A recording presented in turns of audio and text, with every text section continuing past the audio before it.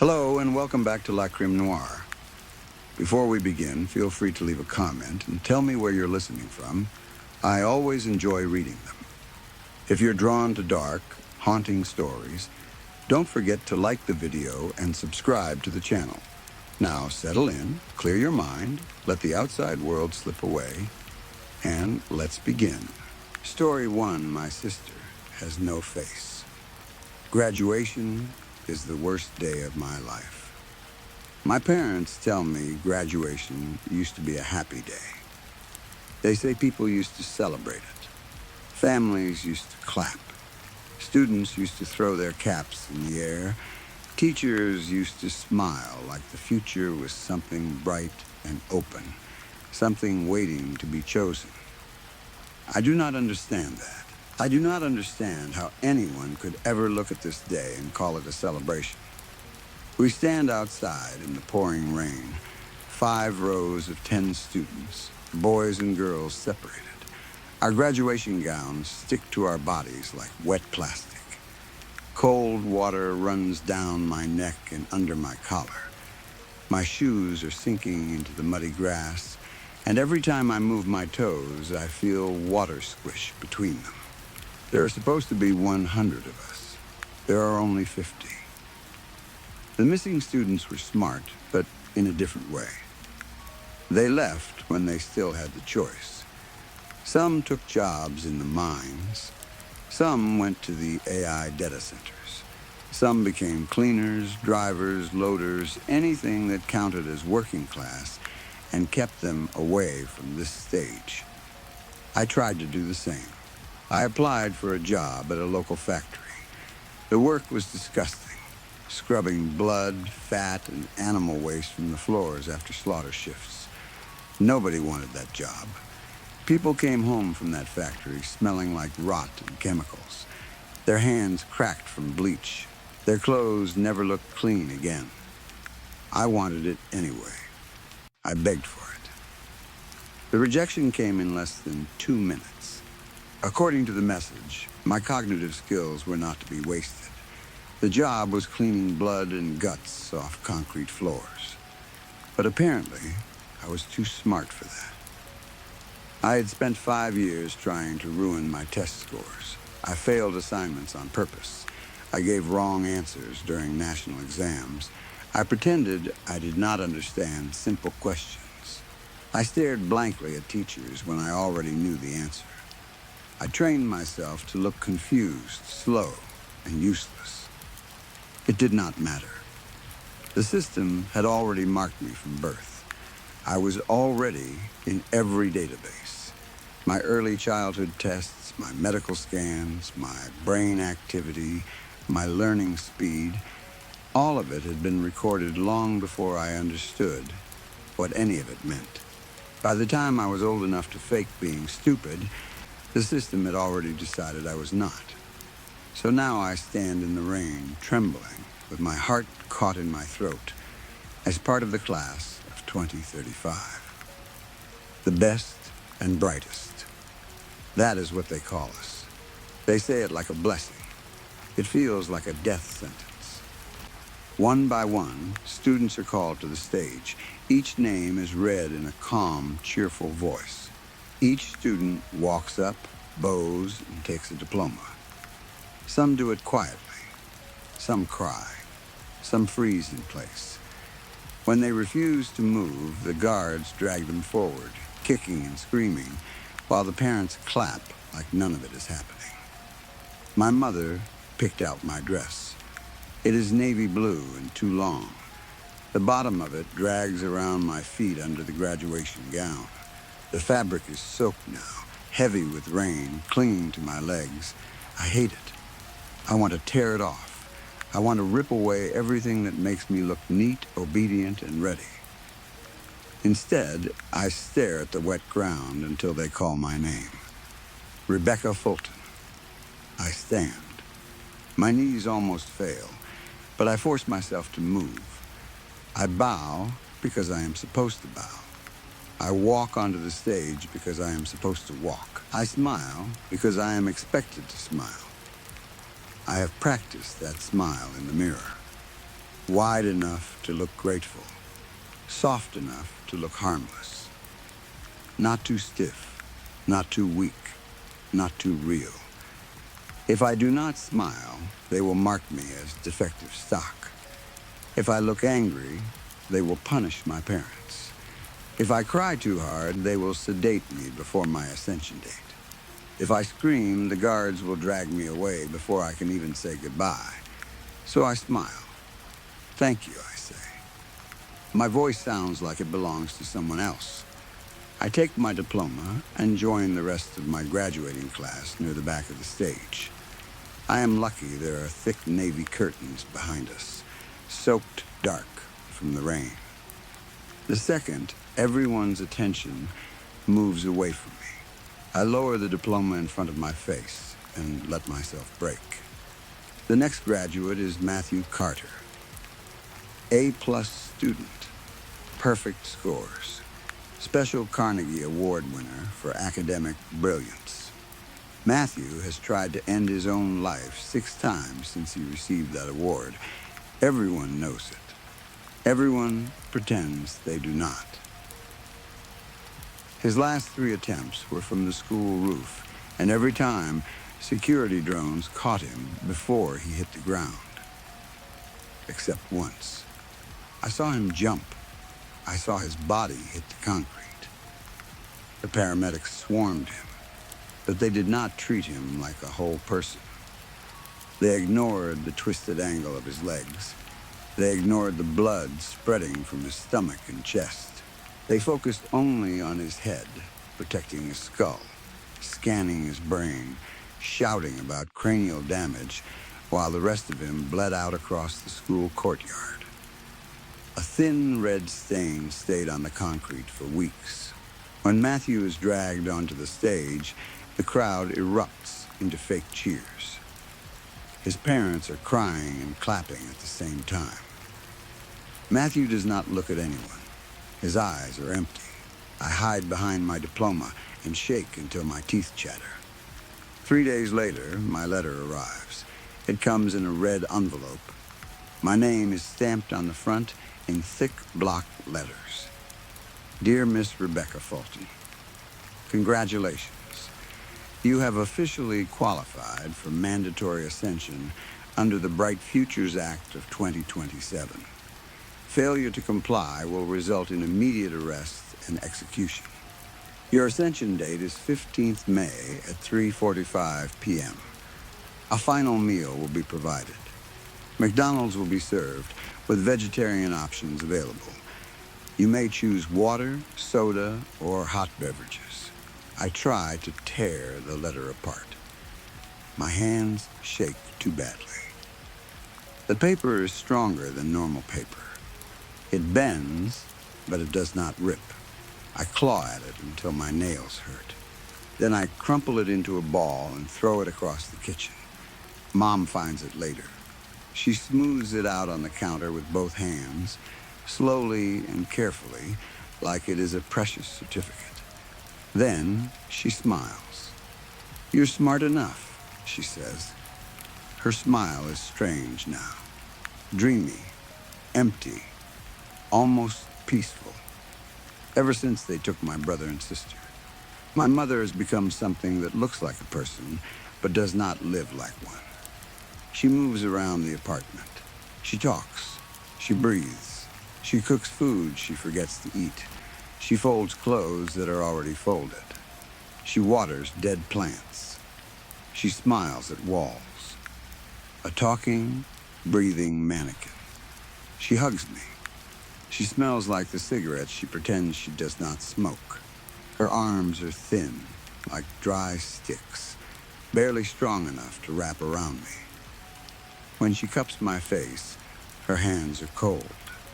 Tears run down her gray cheeks. I try to remember what my mother's real smile looked like before my brother and sister ascended. I try to remember her laughing in a way that did not sound broken. I'm so happy my kids are smart. She whispers in a soft, sing-song voice. She strokes my ponytail like I am still a child. Her clothes are dirty. I do not think she has changed them in days. Her hair is tangled and flat against her head. Her eyes barely focus on me. They're going to be special, she says. I swallow. Did you see Leon today? I ask carefully. I have to be careful when I say my brother's name. I can only say it 3 times a day. If I say it too much, Mom snaps. She screams until her voice gives out. Then she sits on the kitchen floor and laughs into her hands. Yes, she says. She floats over to the sink and fills a glass with water. He's always outside, sweetie. She does not drink the water. She pours it straight down the drain. Did you see him? Yeah, I lie. Of course I saw him. If I tell the truth, she will start screaming.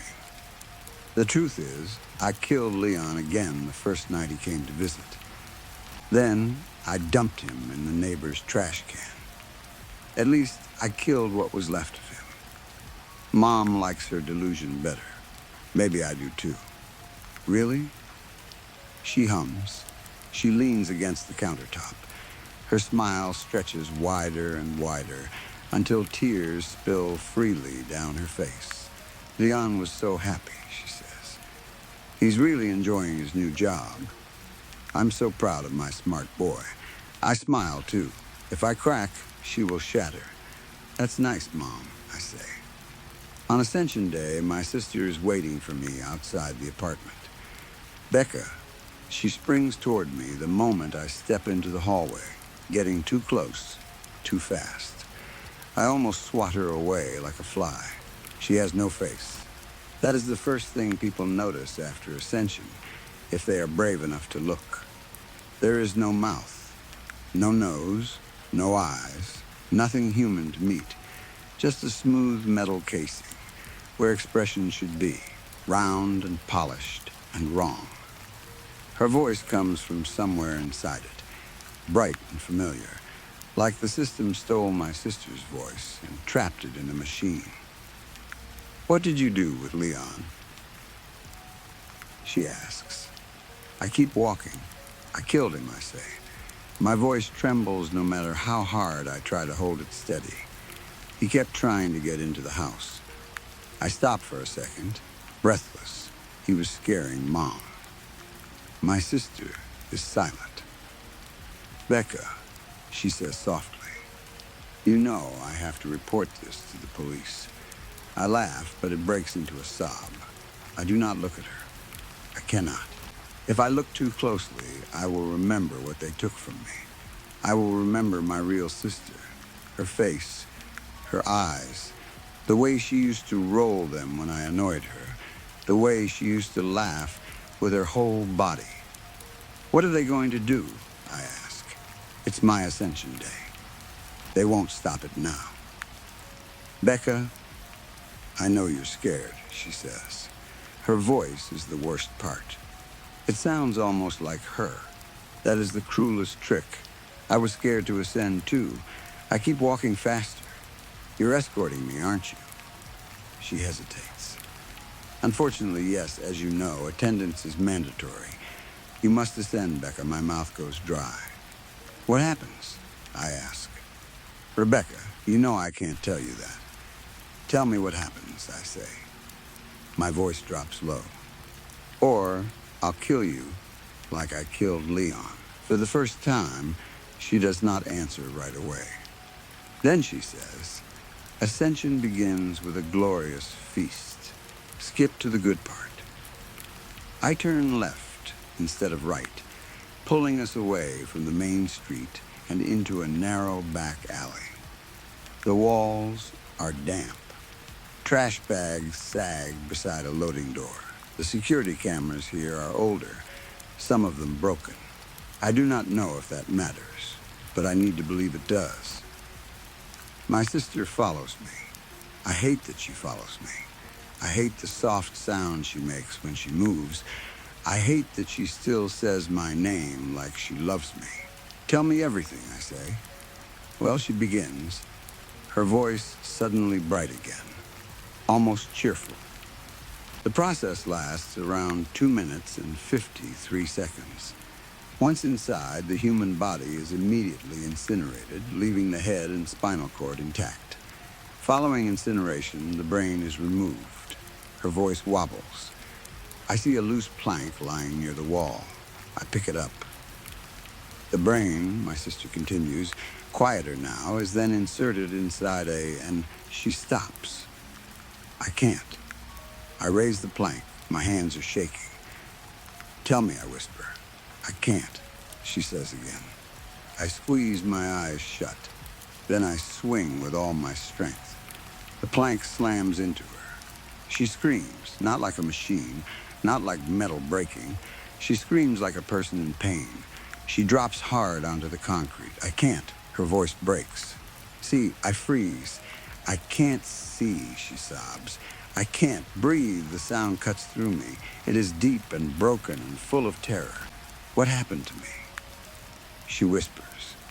The metal sphere lies at my feet, about the size of a basketball. Red light bleeds from cracks in the casing. Thick scarlet fluid leaks across the concrete, too much like blood, too warm-looking, too real. I raise the plank again. This time, my sister does not scream. She does not beg me to stop. Her light flickers. Kill me, Becca, she says. The voice glitches around the words. Please. I bring the plank down. Again and again. I am sobbing so hard I can barely breathe. I keep my eyes squeezed shut, but I can still feel the impact in my arms.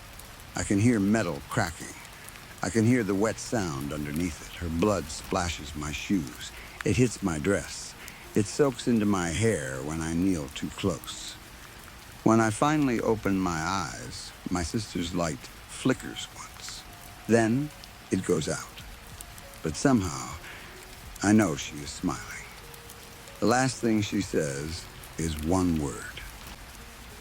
Run, story 2. I have been a locksmith for a little over 10 years now, and this job has shown me a side of people most others never get to see. You meet people on their worst days, their most embarrassing days, and sometimes on the strange days they will probably never tell anyone about. You see what they protect. You see what they forget. You see what they hide behind doors and what they are desperate to get back to. My husband knows I have collected a lot of stories over the years. He always told me I should write them down. You can learn a lot about a person from the lock they choose for their door. Some locks tell me the owner does not know much about security. Some tell me the owner has money and is afraid of losing what they have. Some locks tell me where someone came from, because certain designs are common in certain countries and almost never used anywhere else. And some locks are just strange, not always dangerous, not always old, just strange in a way that makes the back of your neck tighten before you even touch your tools. One case started with a simple lockout. I was called to a house where a family of 3 had locked themselves outside. The mother told me they had left their keys inside a coat pocket. It was an unusually warm day for January, so they had all gone outside without coats and forgotten the keys. That is one of the most common reasons I get called. People blame bad luck, but most of the time it is just ordinary carelessness. When I arrived, the parents were standing by the front steps, clearly embarrassed, and their 7-year-old son was trying to lure a cat out from under a parked car. I confirmed that they owned the house, set my toolbox down, and took a look at the front door. I stopped for a moment. Then I smiled. The lock was a Wellington 5 lever, old brass, a little green around the edges from age and weather. I live and work in Philadelphia, and I had never seen one of those locks in person before. Lever locks are more common overseas, especially in the UK. Even there, this one was not exactly something you see every day. It looked like an older, more obscure model, the kind you might find on a forgotten door in an old house, not on a family home in my city. I pointed at the lock and asked the mother about it, probably sounding more excited than I meant to. She only shook her head. "I don't know, miss. It was there when we bought the house." My smile faded a little. I asked if they had changed or rekeyed the locks after moving in. She shook her head again. I gave her the little speech I give whenever I hear that. Friendly, but firm. I told her she should always change the locks when moving into a new place. Previous owners, tenants, relatives, contractors, neighbors, or anyone else could still have copies of old keys. People are careless with keys. Sometimes they are worse than careless. After that, I got to work. I inserted my turning tool and started feeling through the levers. It took a little time, but not much. The mechanism was old, and once I understood how it wanted to move, it gave way. I felt the lock turn. I pushed the handle down, and the door swung inward. A small gust of air came out of the house. The smell hit me right away. It was spicy, sickly sweet, and sour underneath, like something had been sitting too long in a warm, closed room. There was a faint, fermented edge to it. I recognized it before I wanted to. It was the smell of death. I looked down the hallway. The inside of the house looked a little dated, but normal enough.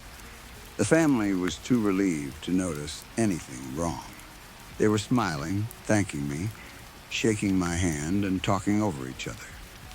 The little boy pushed past me and ran inside before anyone could stop him. I watched him disappear around a corner. Something felt wrong. I told the parents I needed to use the bathroom and asked if I could use theirs. They said yes without thinking much about it, so I stepped inside. The house had an unusual layout. A spiral staircase stood in the middle of an open living room and went up to a loft-style second floor. The living room was messy in a normal family way. Toys were scattered everywhere. A trash bag sat in the corner. The carpet looked like it had not been vacuumed in a while. Nothing about it felt staged or suspicious. It felt lived in. But the smell was coming from upstairs. I climbed the spiral stairs slowly. With each step, the smell got stronger. At the top was a short hallway connecting the open loft area to the bedrooms. At the back of that hall was a closet. The smell was coming from there. I stood in front of it with my hand on the knob. For a second, I almost turned around. It was none of my business. I had opened the front door. My job was done. But I knew something was inside, and I could not walk away without checking. I turned the knob and opened the closet. A cat lay dead on the floor. It had been there for a while. Its body was partly dried out, but still soft enough for maggots to move through it. The smell came out all at once, thick and rotten, and I had to cover my mouth with my sleeve. I stared longer than I should have. It was just a small thing, trapped in a dark closet with no way out. No one had heard it. No one had opened the door. No one had come looking. I hurried downstairs. The parents had settled in the living room by then. They looked up at me as I came down the stairs, probably expecting me to say I had found the bathroom. Instead, I stood there for a second, breathing through my mouth, and told them their cat was dead. They stared at me. "We don't own a cat," the mother said. At first, I thought she was lying or maybe confused. I opened my mouth, closed it, and then just led them upstairs. I opened the closet in front of them. They stood there in silence. The mother looked away, visibly disturbed. The father stepped back. Then the arguing started. They insisted they had never owned a cat. Not that cat. Not any cat. They had never seen it before. Not in the house, not in the neighborhood, nowhere. In this line of work, you get a sense for when people are lying. You learn to read the quick answers, the nervous jokes, the way someone's eyes move when they are hiding something. These people were not lying. They were confused and horrified. I believed them. I looked back at the cat. It is a terrible way to die, trapped somewhere no one can hear you. Sometimes there is no one on the other side of the door. Sometimes no one knows you are locked in. To this day, I do not know how that poor animal got inside their house, up those stairs, and into that closet without anyone noticing. I do not know who closed the door behind it. For their sake, I hope they changed the locks after I left. Over the years, I have learned a kind of rule. The stronger the lock, the stranger the case. The dead cat was a good example. A strange lock on a normal house, and behind it, something that made no sense. I have seen that exact Wellington 5 lever twice since then, and both times were worse. I am not ready to write about those yet. Instead, I want to write about a different case. This one still makes me feel watched sometimes when I am alone at night. It was 3 in the morning when the call came in. A client said he was locked out of his house and needed help. Same thing as usual. I got out of bed, cursed our 24-hour policy under my breath, pulled on clothes, and drove to the address. It was far out, near the edge of Wharton State Forest, along a road I will not name. The drive took almost an hour. The farther I went, the fewer houses I passed. Streetlights disappeared. The road narrowed. Trees pressed close on both sides. For a while, I thought I had entered the address wrong. A little after 4 in the morning, I found it. The building looked like an old townhouse, but that description does not really fit. There were 3 units side by side, sitting just off a dead-end road that trailed into the woods. The architecture looked almost Dutch, or at least someone's idea of old European. Tall, narrow fronts, steep lines, dark windows. It looked like it belonged in an old town square, not alone in the forest. Every house I had passed on the way there had been a plain, single-story suburban home. This place felt dropped there by mistake. I parked and got out. It was cold. I zipped my coat and rubbed my hands together. The only sound was the wind moving through the trees.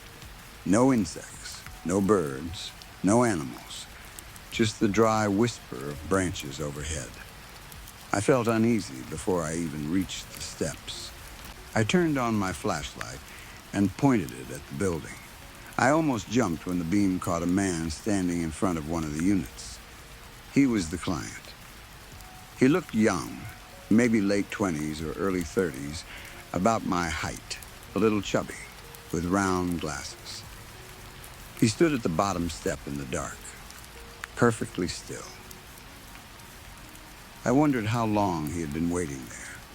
I greeted him and climbed the steps. He smiled and thanked me for coming.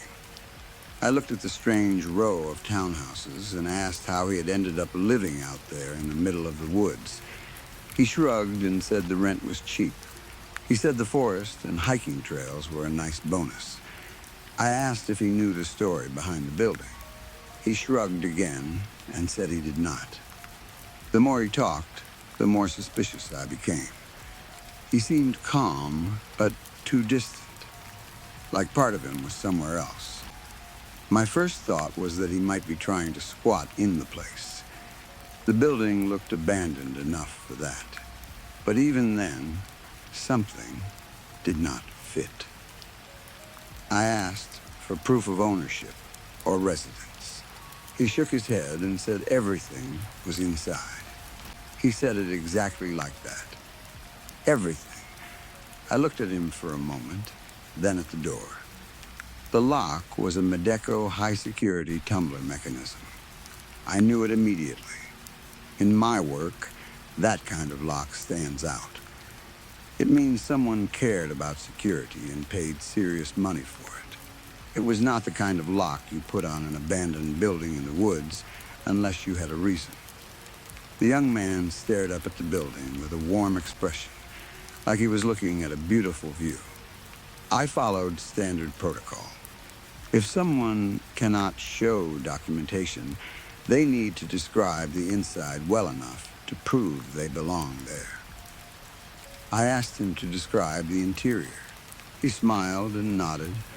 There's an entryway that leads into the living room. I took out my notepad and wrote. It's deeper than it is wide, he said. There's a kitchen in the back and a rear window. The second floor has a bedroom. I stopped writing. That could describe half the houses in the country. I told him I needed real details, specific things. His face went serious for a moment. I expected him to get angry, like a liar who knew he had been caught. Instead, his expression softened again, and he looked back at the house. Of course, he said. My mistake. I told him to try again. He tilted his head slightly, like he was trying to remember something he knew perfectly well. The entryway has hardwood floors. There is a scratch near the front door. A long one, like something heavy was dragged across it. The walls are off-white. Not cream, exactly. Someone painted over the old color and did a poor job. You can still see the old color near the baseboards if you look closely. My hand slowed. He continued. The living room has a couch against the left wall. Dark green. One cushion does not sit right because the stuffing has gone flat on the right side. There is a bookshelf, more decorative than useful. A few paperback science fiction novels. Some picture frames. One of them is face down. I stopped writing completely. He said it all with a fond, patient tone, like someone describing a painting he had studied for a long time. There is an alien poster in the master bedroom, he said. A calligraphy set. An unfinished drawing of a park with a cartoon emu in the middle. That is about it. My breathing went shallow. He had described my house. Not a house like mine. Mine, my entryway. My scratch near the door. My dark green couch. My bookshelf. My face-down picture frame. My bedroom. My poster. My drawing. Every detail was correct. I almost dropped my pen. The young man still had that soft, distant expression on his face, as if he had just described his childhood home. My jaw tightened. I excused myself and walked around the corner of the building. As soon as I was out of sight, I called my colleague Paul. I did not know how to explain it. I just told him something was wrong with the client and asked him to come quickly. He heard something in my voice and did not argue. I texted him the address and went back around the corner. The client was gone. I shone my flashlight across the steps, the road, the trees, and the side of the building. Nothing. No footsteps. No car. No movement in the woods. I called out, but no one answered. After a few minutes, I gave up and sat in my car with the doors locked. 30 minutes later, I saw Paul's headlights coming down the road. When he got out, I told him what had happened. He was just as unsettled by the building as I was. We stood there in the cold for a while, looking at that locked door. We should have left. But locksmiths are curious people, and that lock was a real challenge. After talking it over, we decided to open it. Medeco high-security locks are not easy. The pins need to be lifted and rotated in a precise way. Even with the right tools, it takes patience. By the time we finally got it open, The first light of dawn was turning the sky a deep purple. I gave Paul a weak high five. He laughed, but neither of us sounded normal. Then we opened the door. Inside was empty. I do not mean unfurnished. I mean there was no interior, no living room, no kitchen, no stairs, no second floor, no hallway, no bedrooms. Just open space from the foundation all the way up to the roof, 3 stories above us. It was like someone had built only the outside of a house to hide a void. Except there was nothing to hide. We stood there in silence. The longer I looked into that empty space, the more certain I became that we were not supposed to be there. It felt like trespassing somewhere that did not belong to ordinary life, like opening the wrong door in a building and finding a place that knew you had entered. Paul and I looked at each other. Neither of us said a word. We backed out, closed the door, got into our cars, and drove away. When I got home, I did not go back to bed. I spent the rest of the morning changing every lock in my own house. I rekeyed everything in silence.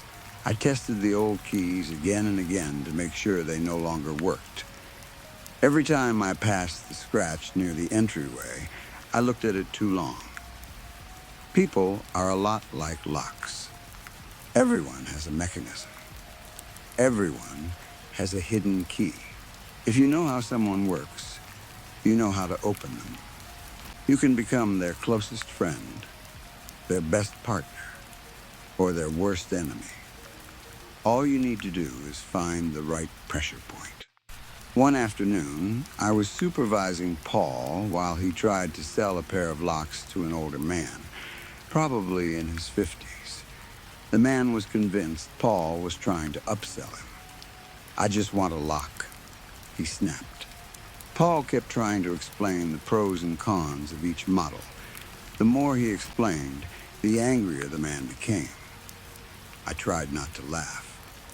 Finally, I put a hand on Paul's shoulder, led him to the back, and told him to pick the cheapest, weakest lock we had. He did. We brought it out and showed the man. "About damn time," the man said, throwing a small wad of dollar bills onto the counter. I told him to have a good day. He mumbled something and left. As soon as the door closed behind him, I started laughing. Paul joined in. That lock was so bad a credit card or one strong pull could probably get past it. Our laughter stopped when the phone rang. I answered. A woman said she was locked out of her home and needed help getting back in. Her voice was stiff and controlled, like she was trying very hard not to sound upset. I told her I would come right away. I told Paul not to burn the place down while I was gone. He said he would avoid rubbing 2 keys together like fire starters. I smiled and left. When I arrived at the address, I expected to find the woman who had called.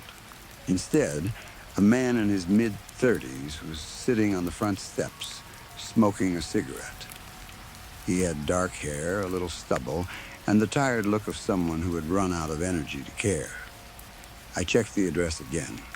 It was the right place. I walked up and greeted him. He looked at me slowly. I asked if he needed help getting the lock open. "I guess," he said. That was strange. People who call me because they are locked out are usually annoyed, embarrassed, anxious, or relieved to see me. This man sounded like he did not care whether the door opened or stayed closed forever. I asked for proof that he lived there. He did not hesitate. He unlocked his phone and showed me the lease. 2 names were listed. His was Thomas. The other was Sarah. I assumed Sarah was the woman who had called. I asked if Sarah was inside. He shrugged. I walked up and rang the doorbell. We waited. No one answered. I looked at the door more closely. The lock was worn. The wood around it was scratched and damaged. It looked like the lock had been replaced badly, and maybe more than once. I sat down beside Thomas on the steps. "How long have you lived here, Thomas?" His eyes flicked sideways. 7 years? I asked. He turned his head and looked at me. Months we sat in silence for a moment. The wind moved through the street. Somewhere nearby, a dog barked once and stopped. Then Thomas asked, "Have you ever been in love?" I thought about it. You could say that. "With a man?" he asked. "A woman?" I glanced at him. "I don't judge," he said. "With a lock," I answered. Thomas almost smiled. I told him about the multi-lock MT5 Plus. I told him the keys are 3-dimensional and control 2 sets of pins at once, one at the bottom and one at the side. I told him it was one of the most complicated locks I had ever worked with. Picking one feels almost beyond me. After you stare at a mechanism like that long enough, you start appreciating everything about it. The smooth design, the small quirks, the way the lock fits perfectly into the wood of the door. Thomas listened. Then he asked, "Does the lock love you back?" I leaned back a little. "I think so," I said. "It's hard to tell. I can only look through the keyhole." We sat quietly after that. A child passed by on a bicycle. A neighbor put trash bags at the curb. A crow crossed overhead. Then Thomas touched the right side of his cheek. "She gets this dimple when she smiles," he said. I looked at him. He stared down the street, but his eyes were not really seeing it. "I wonder what happened to it," he whispered. I did not speak. "She does this thing when she finds something funny," he said. "She starts laughing before she even reaches the punchline. She can't help it." For a second, his face softened.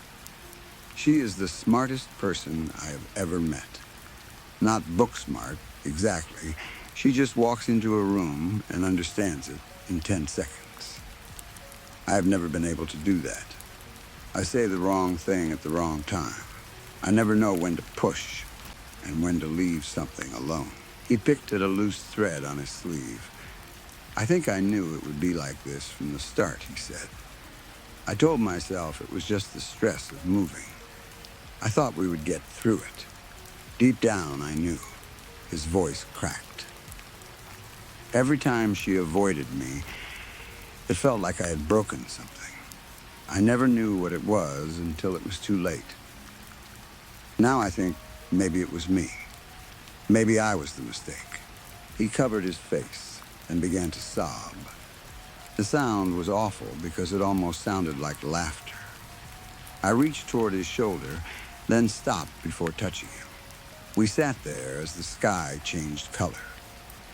Orange and pink clouds stretched over the darkening blue. After a long time, Thomas whispered, "I wish I didn't have to love." I looked down at my toolbox. Then I stood up and unlocked the door. Thomas stayed seated and quiet while I worked. The lock was not difficult. A minute later, it turned. I opened the door, and it led straight into the living room. Sarah was sitting at the table. Her eyes were red. She looked at me, then at Thomas.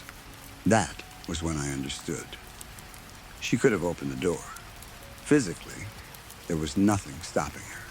She had called me because she wanted someone else to open it. Or maybe because she wanted someone else there when Thomas came in. I did not stay long. I took payment and left. As I walked back to my car, I glanced over my shoulder. Thomas had gone inside. The door closed behind him. The drive home felt much longer than it was. When I finally parked, I sat in the car for a moment and stared at my porch light. Barbara had left it on for me. She always did. I entered quietly and tossed my coat over the rack. The apartment was dark. The last train had already passed. The walls blocked out most of the traffic noise, leaving the place almost completely silent. A figure sat on the couch. He was perfectly still. The only light came from the window, and it stopped just short of his face. I closed the door behind me and sat down beside him. Then I lowered my head into his lap. He did not react. "How was your day?" I asked. No answer. I nodded as if he had said something. "Are you hungry, Imeric? I was thinking I could get us takeout. Thai, maybe, or I could cook something." He did not respond. "Thai it is," I said.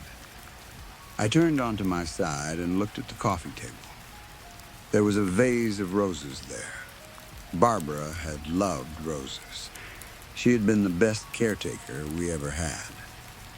I stared at the petals for a while. One of them was starting to brown at the edge. I looked back up at Imeric. "I had an interesting case today," I said. "You would like this one." I shifted to get comfortable. A family of 3 locked themselves out. The kid was trying to lure a cat from under a car. The lock was a Wellington 5 lever. Old brass. I had never seen one before. I waited. Sometimes he made a sound, a tiny breath that might have been a laugh. Not tonight. "You were very quiet," I said. "You had so much more to say yesterday." He did not respond. I sat up slowly. On the little table beside the couch, there was a glass of water. He slept here now. It was easier than moving into the bedroom. The water's surface was perfectly still. I stared at it, wanting to see even the smallest ripple. Nothing. You would talk to a deadbolt before you would talk to me.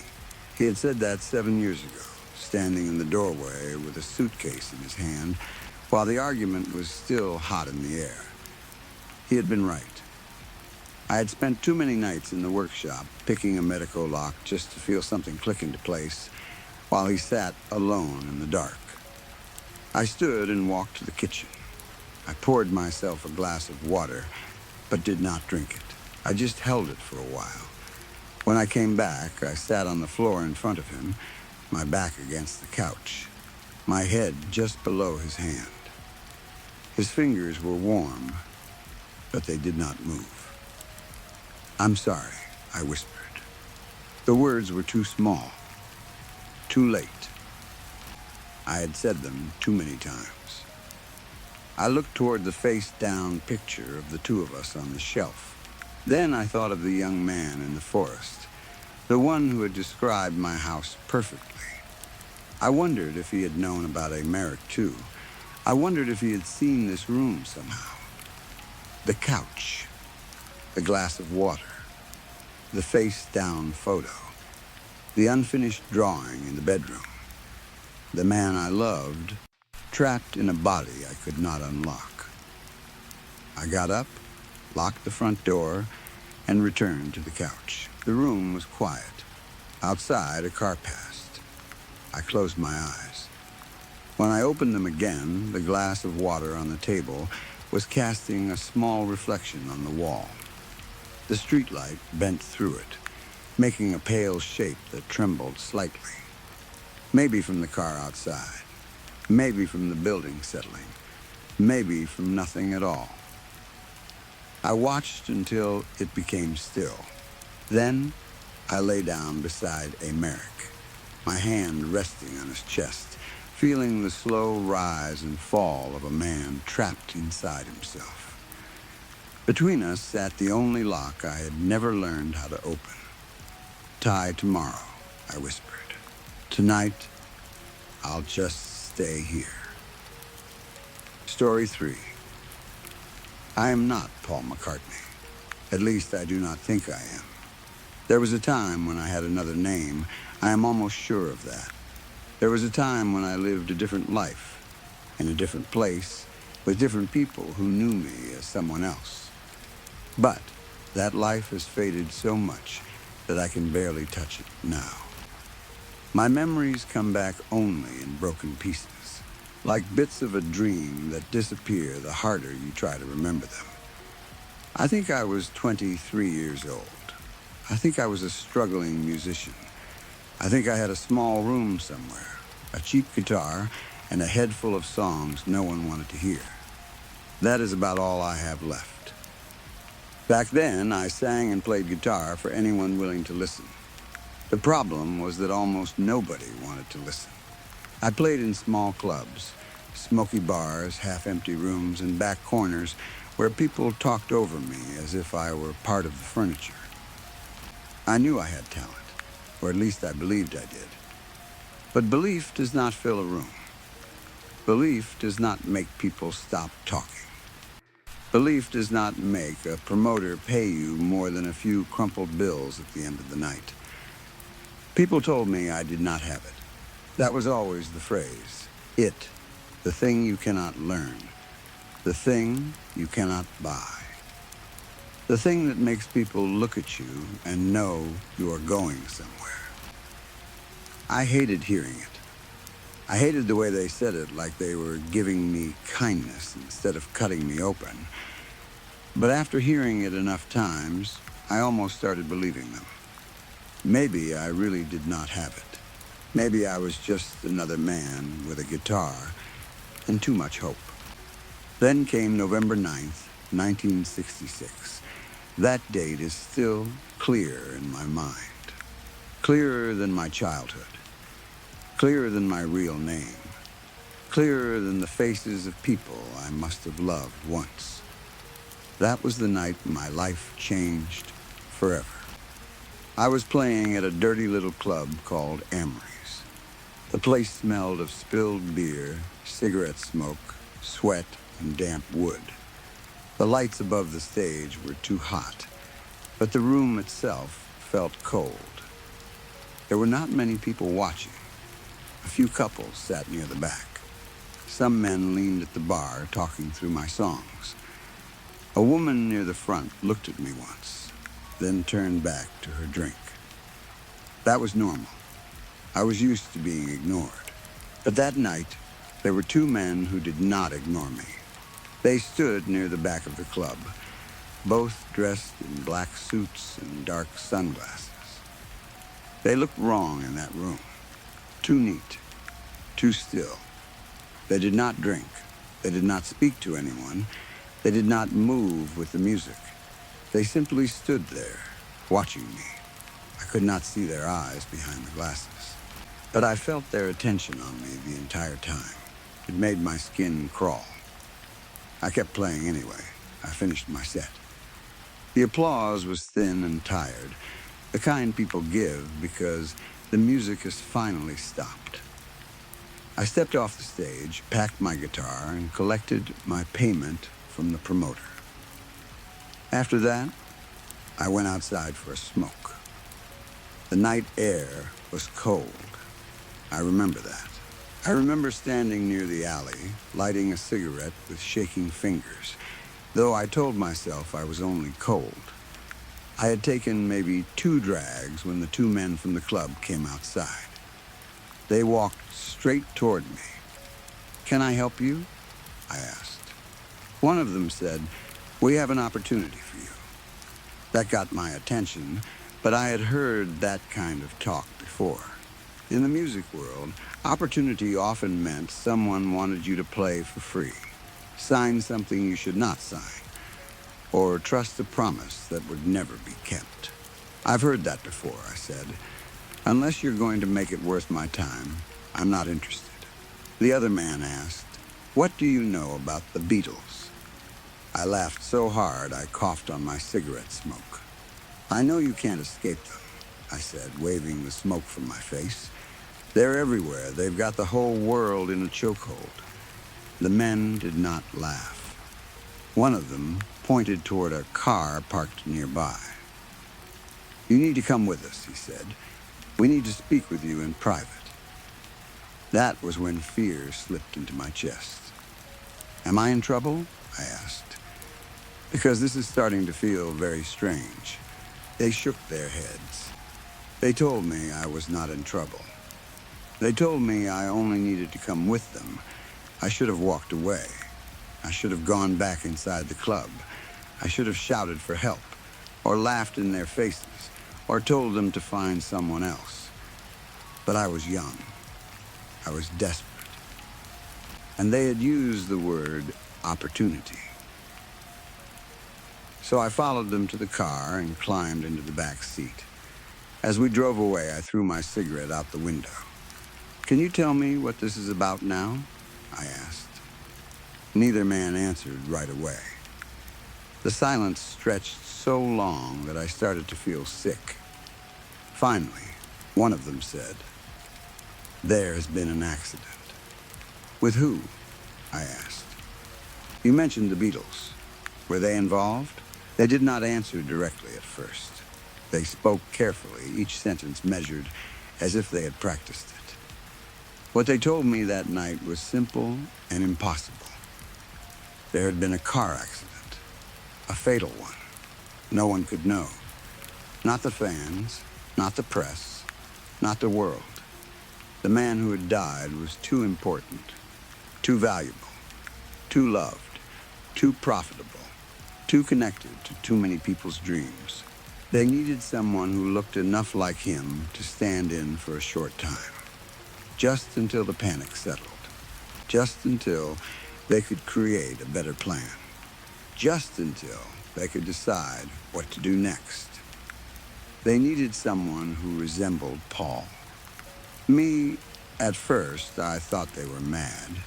Then I thought it was some cruel joke. Then they showed me photographs, not the public ones, not the polished magazine pictures. Private photographs, angles of his face, his posture, his smile, the way he held his mouth when he was tired, the way his eyes looked when he was not performing. I looked at those photos and felt my stomach twist, because I did look like him. Not exactly, but close enough. Close enough for the right haircut, the right clothes, the right lighting, the right story. They said it would only be for a little while, a week, a month at most. They said I would be paid more money than I could imagine. They said I would be protected. They said I would be trained. They said I would never have to play in empty clubs again. I asked what would happen if I refused. They did not threaten me directly. They did not need to. By the end of that car ride, I understood that I had already been chosen.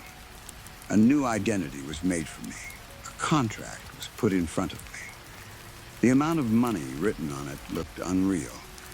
I remember staring at the number and thinking it had too many zeros to belong to my life. Then came the training.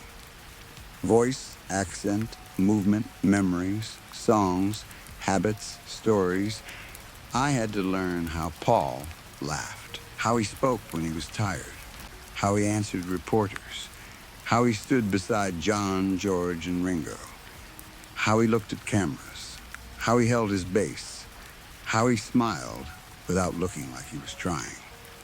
I had to learn details that no fan would ever know. Childhood memories, family stories, private jokes, old arguments. The names of people I had never met, but was expected to love. The first real test came when I met John, George, and Ringo.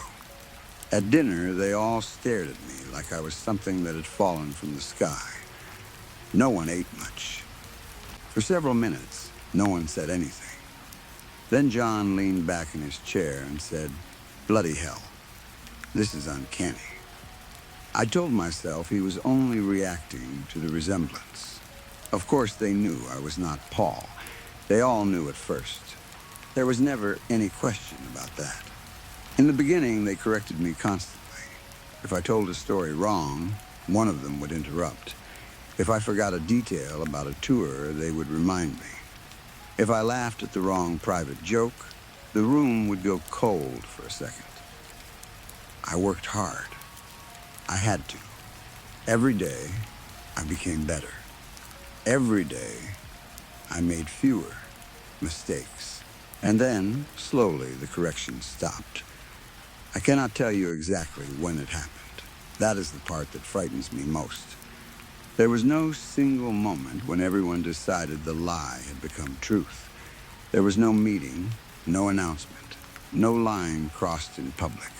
It just happened quietly, day by day, until the act no longer felt like an act to everyone else.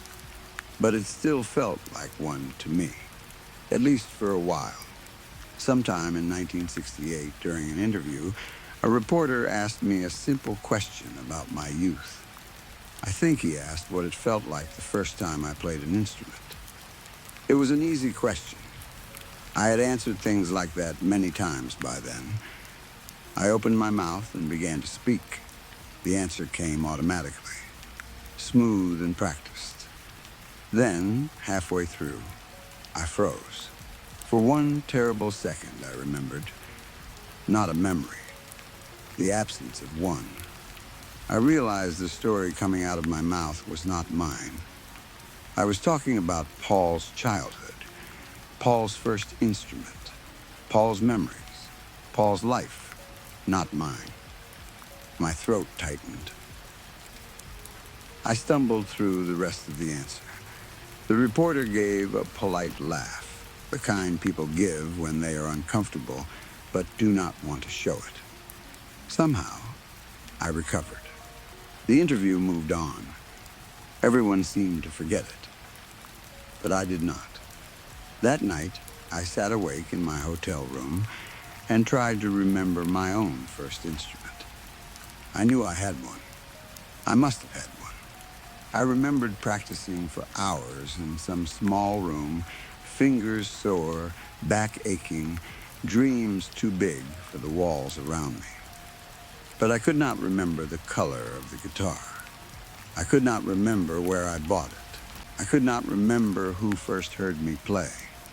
Then, I tried to remember my hometown. Nothing clear came. Only Liverpool.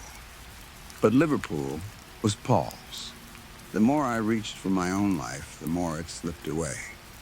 Little details disappeared first.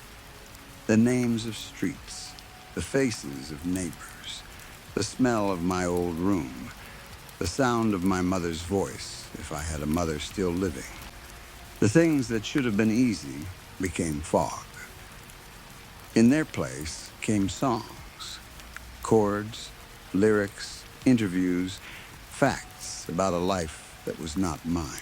That was when I wanted out. But leaving was not allowed. I cannot explain everything. Even now, I will not write certain names or describe certain threats. I will only say this. If I broke the silence, terrible things would happen. Not just to me. To people I cared about, or used to care about, if I could even remember who they were. So I stayed. Years passed. The lie grew roots. The world loved the man I pretended to be. And slowly, horribly, I became better at being him than I had ever been at being myself. For decades, I have tried to convince myself that I am not Paul McCartney. Tonight, after writing this confession for the first and last time, I discovered something that broke me more than anything else. I cannot remember my name.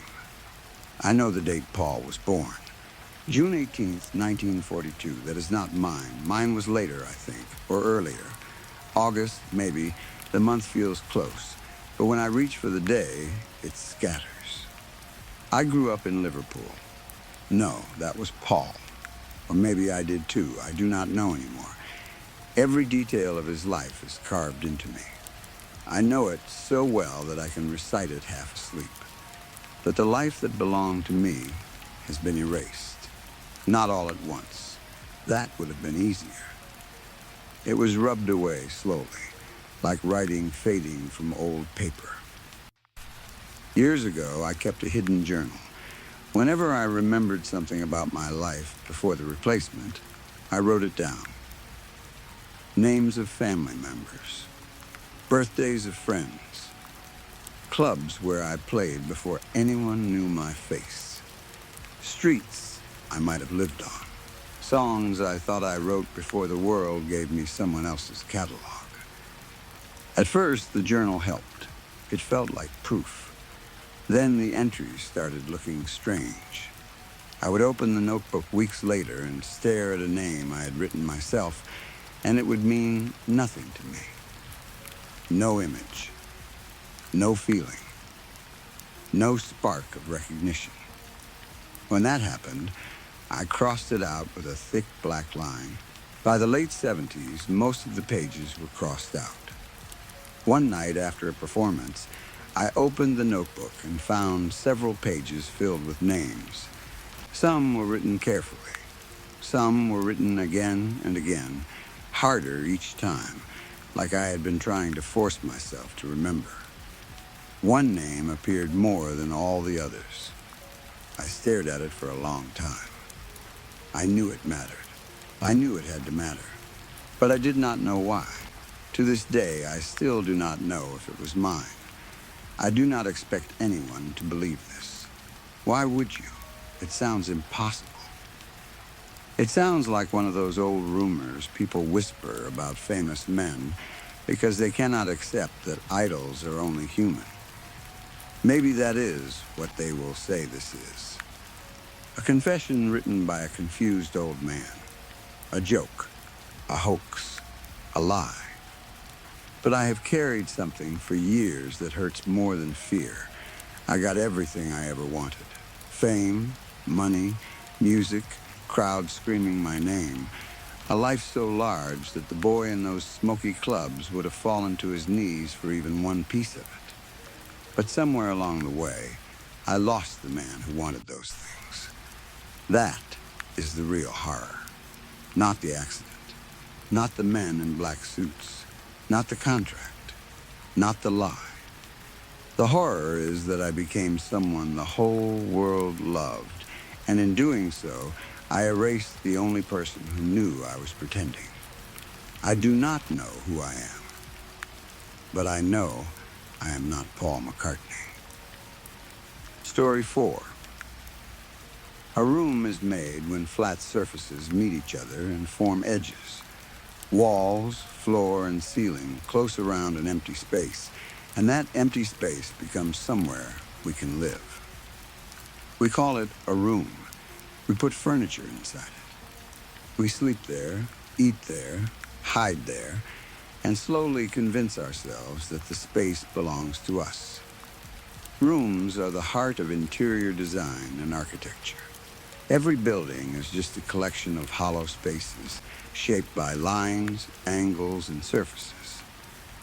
Vertical lines make a place feel strong and independent. Horizontal lines make it feel calm and safe. Curved spaces suggest freedom, softness, creativity, and comfort. Diagonal lines create movement, tension, and energy. A good architect or designer knows how to mix these things carefully, because a room can affect a person before they even understand why. A room can disturb a visitor. Most people do not think about that. They walk into a room and either feel comfortable or uncomfortable, but they do not ask why. They do not think about the pressure of the walls, the height of the ceiling, the angle of a corner, or the way one line pulls the eye into another. But those things matter. A strange shape can make a person uneasy. A circle with a dent in it, a pyramid missing its point, a hallway that leans too hard to one side, a ceiling that rises too high or presses too low. The mind notices irregularity. It notices when something feels incomplete. It notices when a space does not behave the way a space should. A little tension can make a room feel alive. Too much tension can make it feel unstable. The most common rooms are rectangular, box-shaped. Simple, safe. Some people call them boring. Some people say they feel stiff or confined. Others find them private and intimate. A box is easy to understand. A box does not usually surprise you. The walls meet where they should. The corners are where your mind expects them to be. You can stand inside a box-shaped room and feel, at least for a while, that the world makes sense. The correct proportional formula for dividing a room is 12.618. The golden ratio, a pleasing balance, a shape that tells the eye it is seeing something whole. The skin around my thumbnails keeps breaking. Right where the nail meets the skin, it cracks, peels, and blisters. I have developed a nervous habit now. I rub the skin back over the edge of the nail again and again, as if I can force the two parts to stay joined. I do it without noticing. Sometimes I look down and find blood on my fingers. I was once inside a room that disturbed me. It was in my grandparents' house. Their attic had been renovated into a guest room, or at least something close to one. I slept there when I was very young. The walls were green, but the strange thing was that the walls were also the ceiling. They leaned inward from both sides and met in a peak only a few feet above my head. When you looked down the length of the room, the whole space formed a perfect triangle, with a small rectangular window set into the wooden paneling at the far end. Symmetry is supposed to suggest balance, strength, and ceremony. That room had symmetry, but it did not feel strong.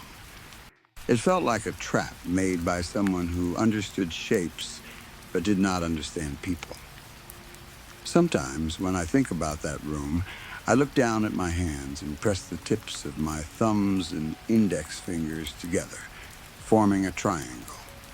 I do not know why I do it. Maybe I am trying to hold the room in my hands. Maybe I am trying to prove it was only a shape. One night, while I was sleeping in that attic room, my grandmother began playing her violin somewhere in the house below me. It was the middle of the night. I woke up to a wild, screeching, tuneless melody drifting through the floor. It did not sound like music. It sounded like something crying through wood and plaster. I was so scared that I wet myself. I was very young, and in that moment I thought a demon was singing in the basement. The strange part is that my grandparents' house did not have a basement. I have thought about that many times since then.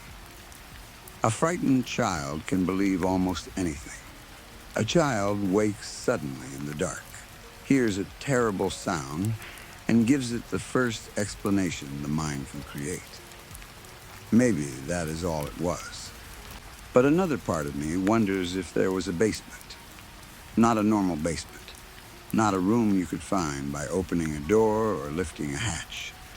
Something lower than the house, hidden from ordinary sight. An extension of the building that people like us cannot properly see. Something older than the house. Something larger. Something the house had been built on top of, or inside of, without anyone knowing. Maybe my grandmother's violin was not music at all. Maybe it was a way for the thing beneath the house to speak. Maybe the screeching was its joy, or its anger, or its warning that we were living too close to it. Do you have any idea how many body-sized spaces exist inside your house? A domed ceiling represents the universe. It suggests greatness and monumentality. It is not natural for a normal home to have one. A home should not try to become a temple. A home should not pretend to contain the sky. Corners are where the interior world ends. They are the horizon lines of a room. There is no complex hollow space in 3 dimensions without corners. The meeting of 2 planes creates mystery. It gives the room depth. It tells the body where to turn, where to stand, where to hide. There are 2 kinds of corners. Some face outward and create empty spaces where we place lamps, bookshelves, chairs, and decorations. Others face inward. These are the corners that push into a room. They appear around entryways, fireplaces, support beams, baseboards, window frames, and decorative wall panels. It is the inward corners that matter. When a house begins to grow beyond itself, you will usually see it first from behind an inward corner. 2 legs, 3 rib cages, 6 eyes, and every room a mouth. That is my house. Yours may be similar. Every complex hollow space reflects the being that lives inside it. If your house does not resemble you, then it resembles something else. I am an architect. Every night, I have the same nightmare. The first time I had the dream, I walked into my living room and immediately knew something was wrong.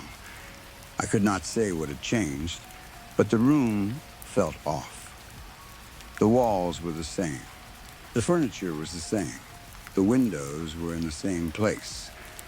But the space between everything felt stretched, like the room had taken a slow breath while I was away. I turned toward the hallway. I could not see anything down it. The darkness was too thick, but I knew something was there. I knew it was watching me from the far end with its mouth open. I also knew I was not supposed to go down that hallway yet, so I did not. Instead, I walked toward the windows. The light outside was too bright. It pressed against the glass like white fire, and I could not see beyond it. My eyes refused to adjust. It was as if the muscles inside them would not pull my pupils tight enough to let me focus on the world outside. When I turned back, the rug was gone. In its place, something had been drawn across the scratched hardwood floor. At first, I thought it was a map. Then I understood it was a blueprint.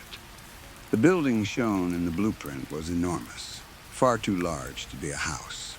It looked more like a government building, a palace, or the private home of a person with more money than sense. It stretched in every direction, full of hallways, chambers, alcoves, and rooms branching into more rooms. Then my eyes found one small part of the drawing, and my stomach dropped. It was my house. My house was there, attached to the larger structure like a small growth on the side of a massive living thing. Familiar rooms connected to new hallways. Normal doors led into impossible chambers. Spaces I had lived in for years were only the outer edge of something huge. I crouched and studied the blueprint closely. There was no mistake. The layout of my house was exact. My living room, my kitchen, my bedroom, the hall, the bathroom. But each familiar space had new passages branching out from it, leading into rooms and corridors that should not exist. Then I noticed one connection in particular. My eyes moved slowly from the drawing to the door on my left. That door should have led to the guest bedroom. I stood, walked to it, and placed my hand on the handle. It felt cold. I pushed gently. The door opened on silent hinges. Beyond it was not the guest bedroom. A long, dark hallway stretched in front of me. Plain drywall walls. No pictures. No windows. No furniture. Just a narrow corridor leading away into darkness. Then I heard it. A choir of voices came from the other hallway, the one I had refused to enter. The voices were slow and uneven, familiar and unfamiliar at the same time. They blended together into a soft, broken song. Some sounded human. Some did not. It was like hearing a living radio tune itself through 100 stations at once. The sound rose and fell. A woman spoke firmly, then her voice twisted into the wet laugh of a baby. An old man's thin, whistling voice followed. Then a young girl giggled softly before being swallowed by deeper sounds. Every voice seemed to change while it spoke, bending up and down, slipping into another throat. The thing was talking, maybe to me, maybe to itself. Then I heard hooves, not loud, not running, just a dozen soft, careful thumps on the hardwood floor. A numb sickness spread through my body as I realized it was moving quietly on purpose. It did not think I could hear it. It was trying to sneak up on me.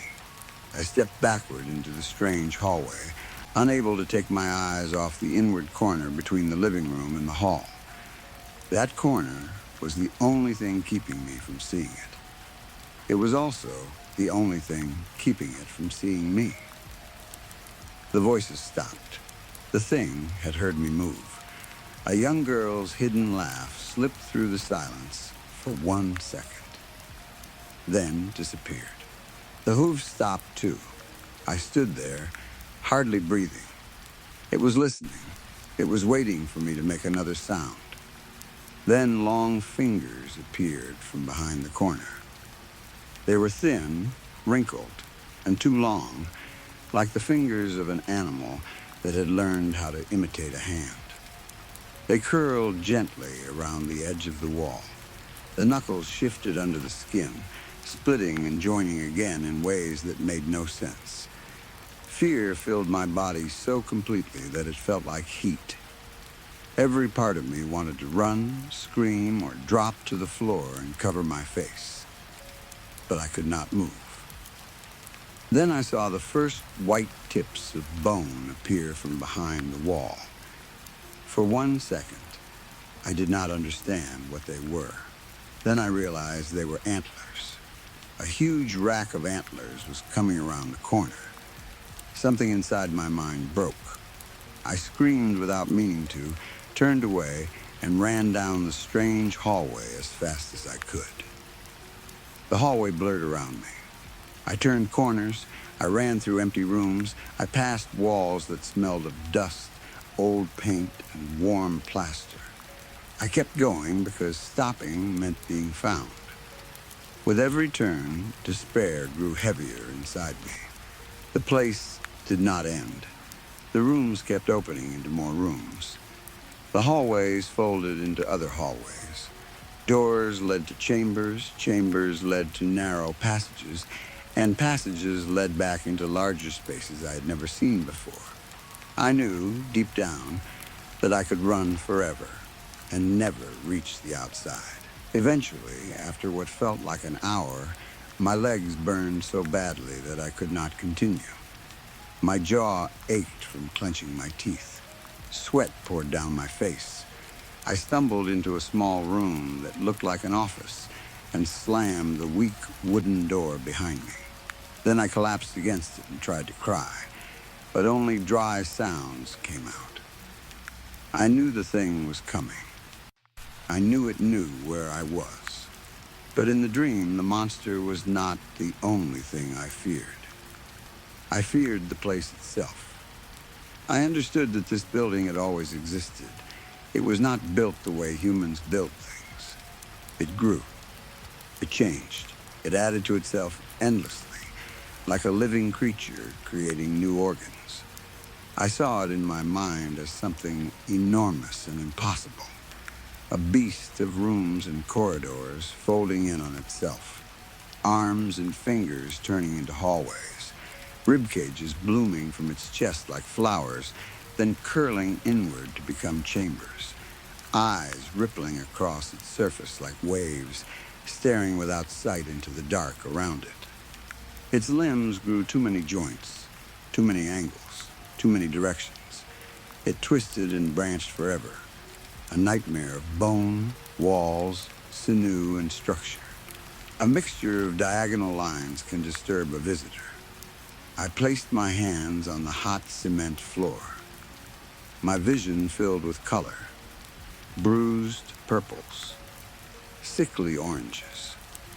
I could see tiny pores in the concrete pushing up moisture like sweat. I looked up at the stained ceiling tiles and saw teeth ringing some enormous head far above me.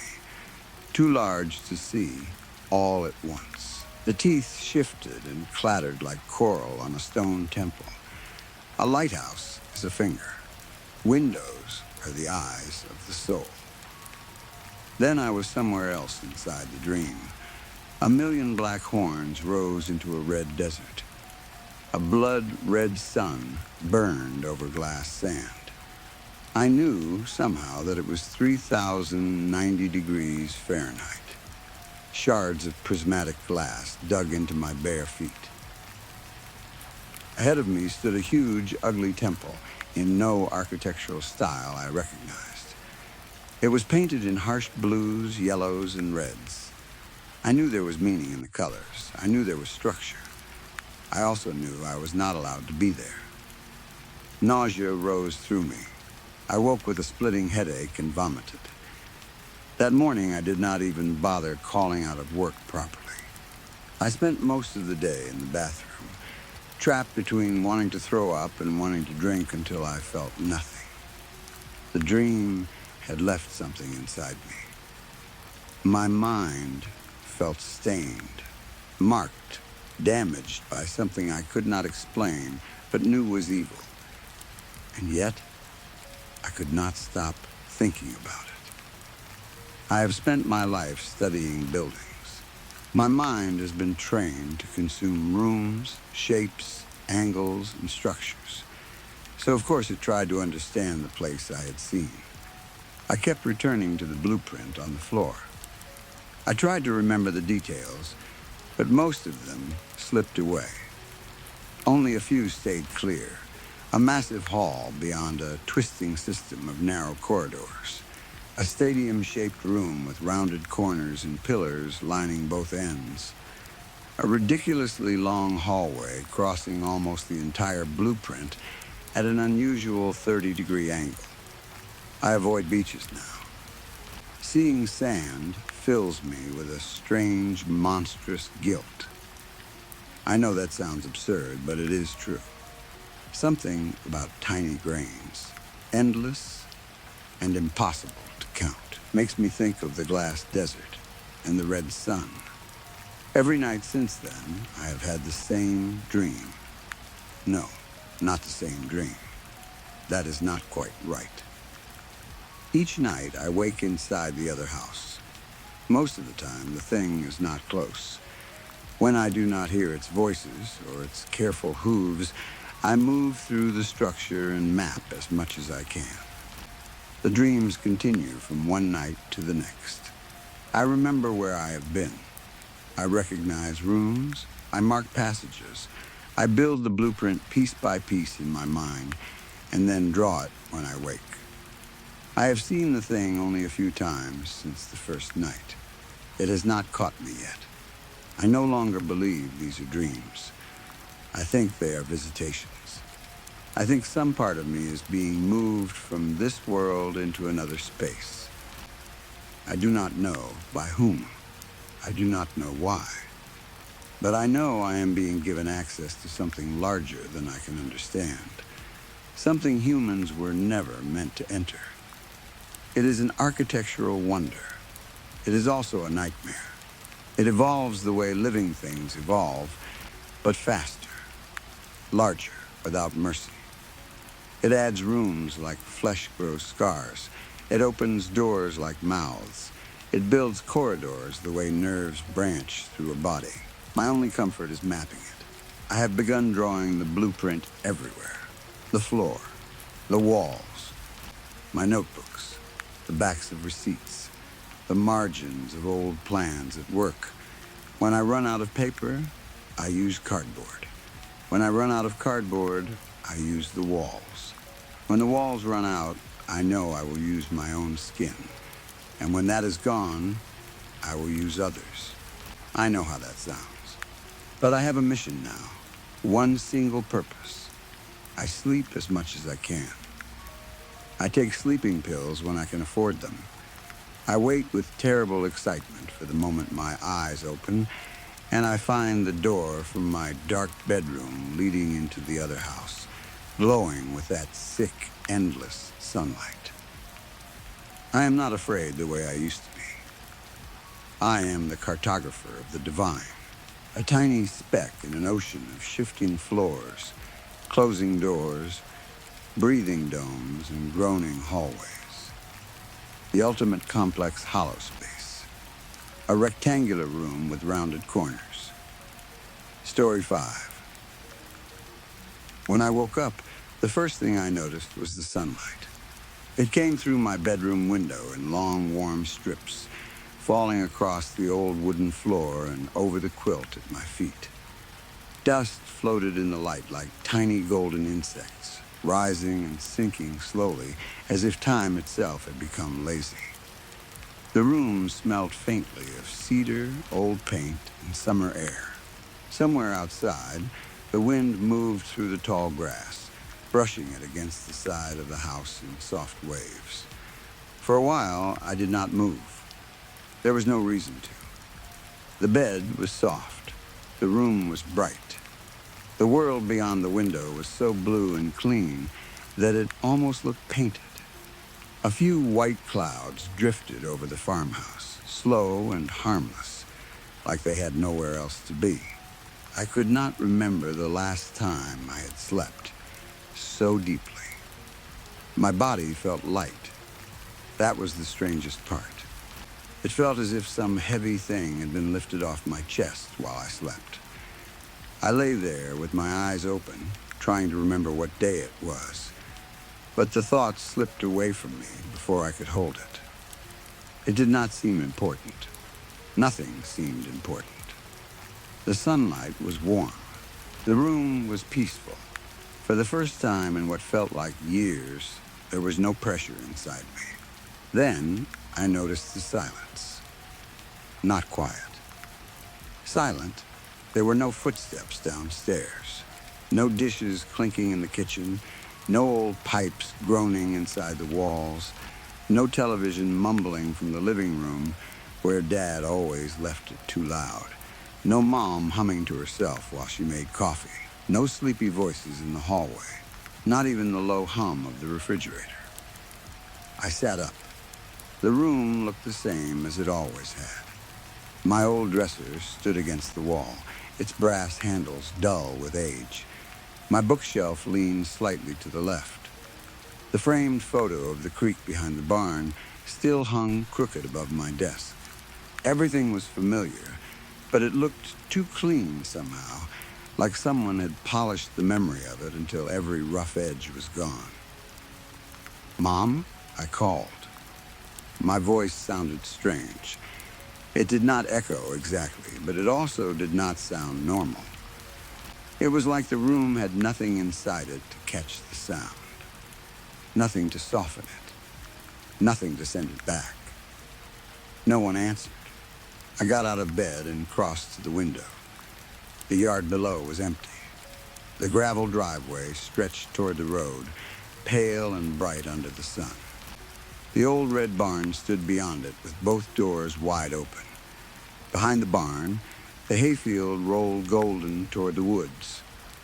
The trees beyond the field looked so green they almost seemed unreal. It was beautiful, more beautiful than I remembered. For a moment, I felt ashamed that I had never really stopped to see it before. The farm had always been beautiful on days like this. I remembered being a kid and running barefoot through the grass until my feet turned green. I remembered Mom yelling from the porch that I was going to step on a nail. I remembered Dad laughing from the barn because he had done the same thing when he was young, and he still had the scar to prove it. I smiled before I could stop myself. Then I remembered I was looking for them. I left my room and stepped into the hallway. The door to my parents' bedroom was open. Their bed was neatly made, which was odd. Dad never made the bed, and Mom only made it like that when guests were coming. The curtains were pulled back. Sunlight lay across the floor in a perfect square. There was no laundry in the basket, no slippers by the closet, no coffee mug on the nightstand. "Dad?" I called. No answer. I checked the bathroom. Empty. I checked my sister's old room, even though she had not lived there in years. Empty. The stuffed rabbit she had refused to throw away still sat on the pillow, one ear folded over its button eye. Downstairs, the house opened around me with the same impossible calm. The kitchen was spotless. The sink was dry.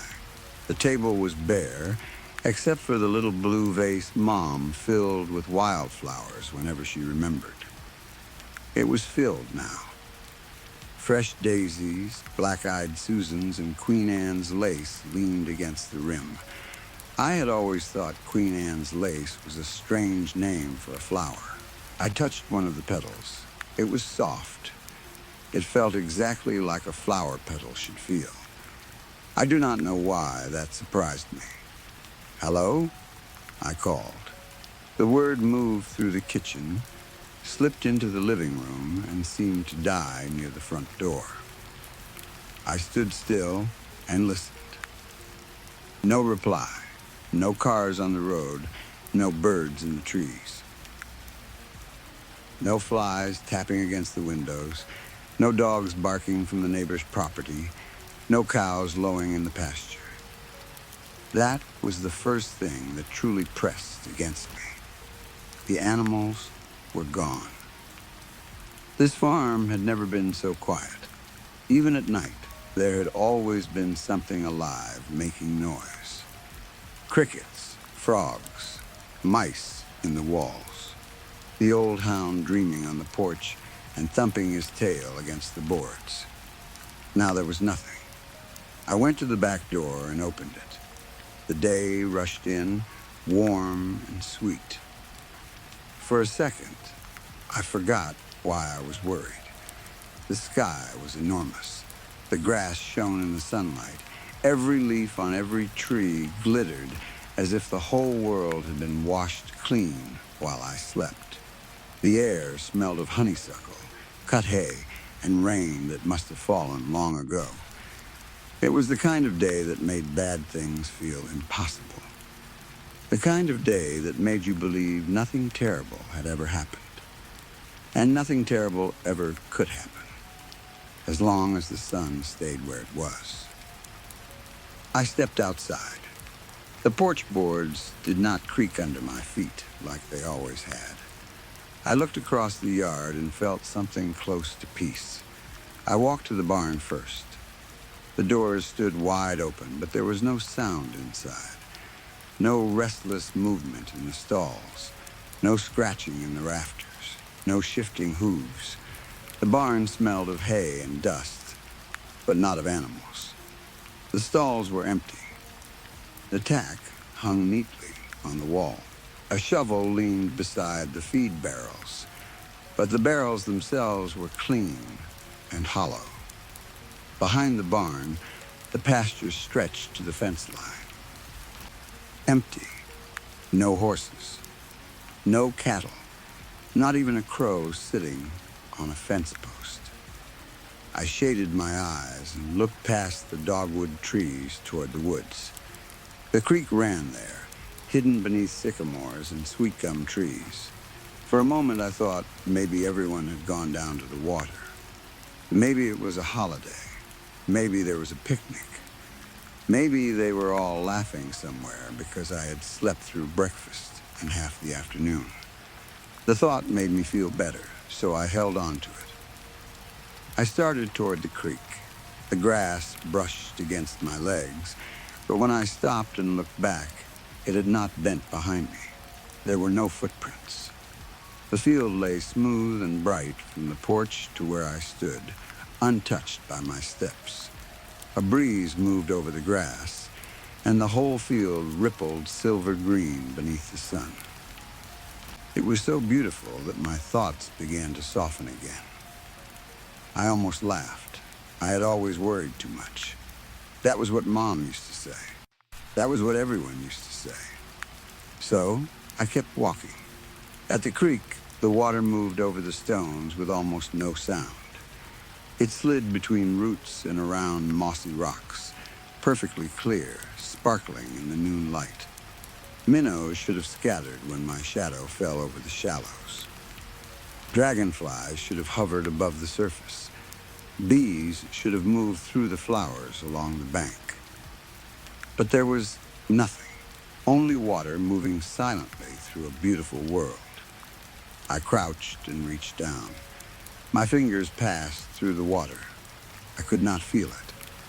I pulled my hand back and stared at it. It looked normal, pale in the sunlight. Smooth, clean. There should have been a faint scar across one knuckle from when I was younger. But the scar was gone. I checked my other hand, thinking maybe I had remembered wrong. No scar there either. I reached into the creek again. Again, I felt nothing. Sometimes you cannot feel water, I told myself. If the temperature is just right, it can feel like touching air. That had to be it. I was confused because I had just woken up. I was hungry. I was nervous. I did not reach down again. I stood and turned back toward the house.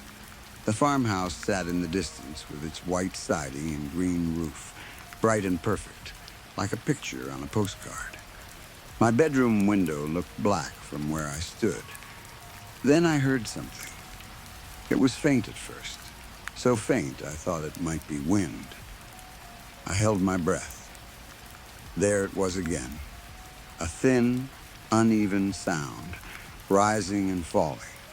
It seemed very far away, like it was coming from the other side of the hills.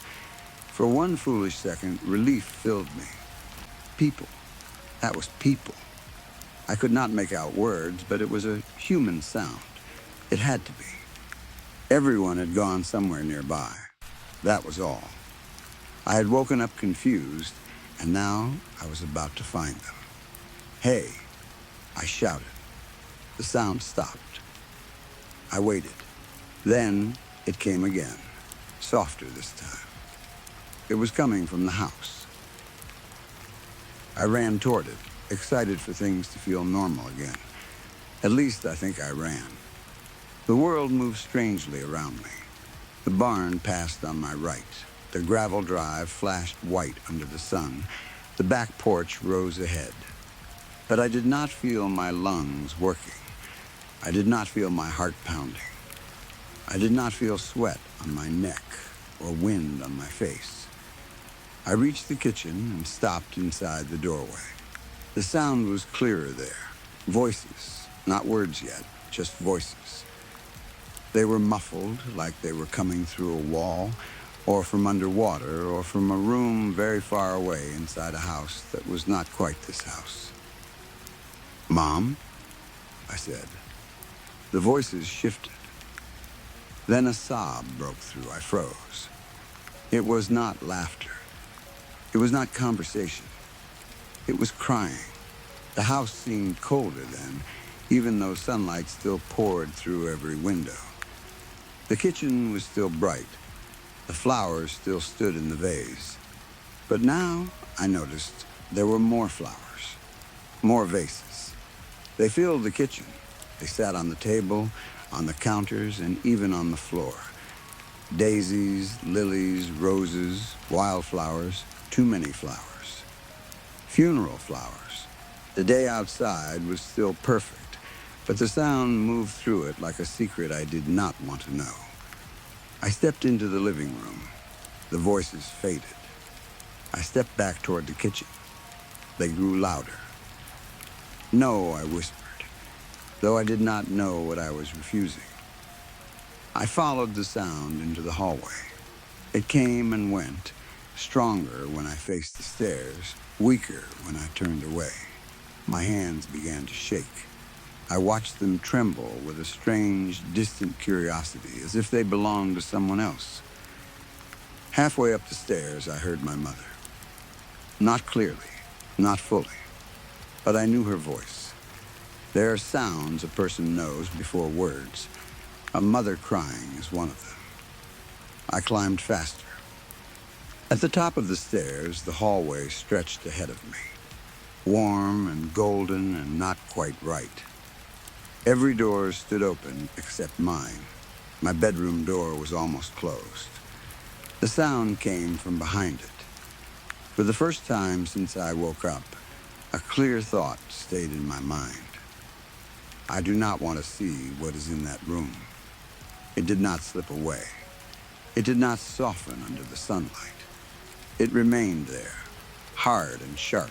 "Please," I said, though I did not know who I was asking. The crying grew louder. There were more voices now. My father's voice, low and broken. My sister's voice, high and panicked. Someone else speaking too quickly. Someone saying they had called. Someone saying not to touch anything. Someone praying in a voice that kept falling apart. I pushed the door open. For a moment, I saw only sunlight.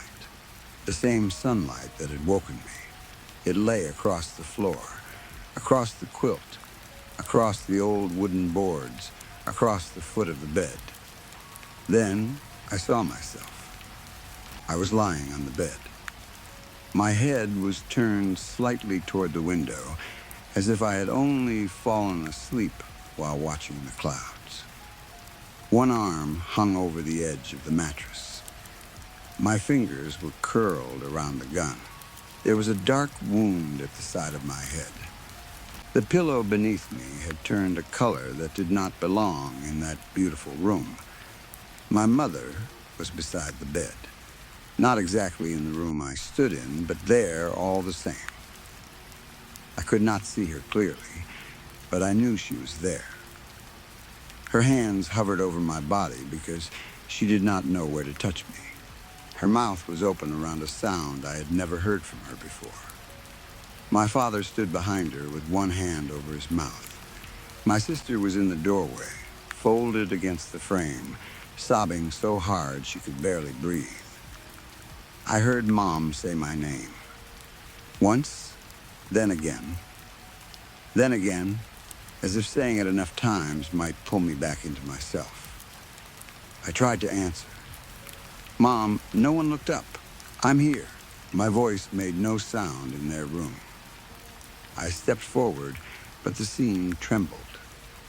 My foot crossed the sunlight on the floor, and for a moment, I saw only the empty room again. Clean quilt, clean pillow, golden floor. Then the other room returned. The real room. The room where my family had found me. Mom bent over my body. "Oh, baby," I heard her say. Her words reached me like they had traveled across miles of water. "Why didn't you tell me?" That was when I remembered. Not everything, only pieces. The weight on my chest that had not lifted for months. The way every conversation had felt like speaking through glass. The unopened messages. The locked door. The note I had not known how to finish. The terrible, foolish certainty that my absence would be easier for everyone than my pain. I remembered sitting on the bed. I remembered the silence before. I remembered choosing it. "No," I said. The word came out small. The room with my family began to fade. "No, wait." My mother's sobs grew thin. My father's voice became distant. My sister's crying slipped backward into the walls. "No," I said again. "I'm here. I'm right here." I ran to the bed and reached for my mother, but my hand passed through nothing. I tried to grab my own arm. I tried to force myself back into the body on the bed. I pressed my hands against my chest, my face, my throat, searching for some door, some seam, some way back in. But there was nothing. The body on the bed did not move. The gun remained locked in my cooling fingers. The sounds faded. The room emptied. Then I was standing beside my bed in warm sunlight. The quilt was clean. The pillow was clean. The floor was golden and still. The gun was gone. My family was gone. My body was gone. Outside, the day remained perfect. The clouds drifted slowly. The grass shone. The fields rolled away beneath the clean blue sky. The farmhouse stood silent around me, polished and peaceful and empty. I ran downstairs. "Mom." My voice rang through the house and came back unchanged. "Dad." No answer. I threw open the front door and stumbled onto the porch. The world was still. No birds, no dogs, no cars on the road, no wind chimes moving from the porch beam. No wind at all. Please. I screamed, I'm sorry. The words faded into the bright air. I ran into the yard. I called their names until my throat should have hurt, but it did not. I begged God. I begged my parents. I begged the sky, the empty road, the barn, the creek, and the silent trees. I promised things I could no longer do. I said I had made a mistake. I said I had not understood. I said I wanted to go home, even though I was standing in the only home I had ever known. I denied it. I begged. I got angry. I cried without tears. But nothing came. Nothing answered. Nothing accepted my apology. The sun stayed warm on my face. The grass stood still around my legs. The farmhouse watched me with its bright windows. I thought of my mother kneeling beside my bed. I thought of my father with his hand over his mouth. I thought of my sister in the doorway, breaking apart over something I had believed would only remove a burden. I thought I had been leaving pain behind. I had not understood. Pain was not a room I could walk out of and lock behind me. It was something I had handed to them. All of it. The whole crushing weight. I had taken myself from my family, and in that same moment, I had taken my family from myself. The beauty of the place no longer comforted me. It terrified me. A perfect day, a clean sky, a warm house, an endless field, and no one. No voices, no footsteps, no way back. I sank to my knees in the grass and covered my face, but no tears came. Maybe I had left those behind, too. Maybe my mother had them now. Maybe my father did. Maybe my sister would carry them for the rest of her life. I'm sorry, I whispered. The farm listened. The other side is beautiful. The other side is peaceful. The other side is lonely. It is lonely here. Story 6. I am not crazy. I am not sick in the way the doctors keep saying I am. They are wrong about me. Every single one of them. I have been locked inside this mental hospital for almost 2 weeks now, and I should not be here. No matter how many times I tell them I do not belong in this place, they only look at me with soft, tired eyes and write more notes on their clipboards. They think I am confused. They think I am dangerous. They think I made the whole thing up because my mind broke. But they are wasting time. Something is coming. The box will not hold it forever. When it gets out, no locked door, no hospital wall, and no police station in the world will keep anyone safe. I am going to write everything down as clearly as I can. I want you to understand that I know how this sounds. I know it sounds impossible. I know you will want to believe the same thing they believe. But please, read all of it before you decide. If there is any kindness left in the world, if anyone out there is willing to listen to a man who has already lost everything, then believe me. I used to run a small antique store in Pinecrest. It was not a large shop, but it was mine. I made my living by visiting yard sales, estate sales, old barns, storage auctions, and dusty back rooms where people kept things they did not know were valuable. Most days I found nothing special. A chipped vase, an old lamp, maybe a set of silver spoons if I was lucky. But every now and then, I found something worth keeping. That was how I came across the painting. It happened at a yard sale on a bright Saturday morning. The kind of morning that makes everything look safer than it really is. The house sat on a quiet street. with a wide lawn and a few folding tables set up in rows. The tables were covered with the usual things people try to get rid of when they want more space. Old clothes, cracked mugs, stacks of faded magazines, board games with missing pieces, and plastic containers stained orange from years of spaghetti sauce. There were toys from the 90s and early 2000s, their batteries long dead, and their stickers peeling. A few fishing rods leaned against one table, their metal parts spotted with rust. I walked slowly, checking everything with the careful eye of someone who had spent years looking for value inside junk. At first, I was disappointed. There was nothing there that would bring much money in my shop. I had almost decided to leave when I reached the last table near the edge of the lawn. It was smaller than the others, and above it was a rough cardboard sign with one word written in black marker: free. Most people would have walked past it without looking twice. Free tables at yard sales are usually where broken things go to die. But something made me stop. Beneath the sign were several milk crates filled with framed paintings and prints. They had been arranged neatly, not tossed around like trash.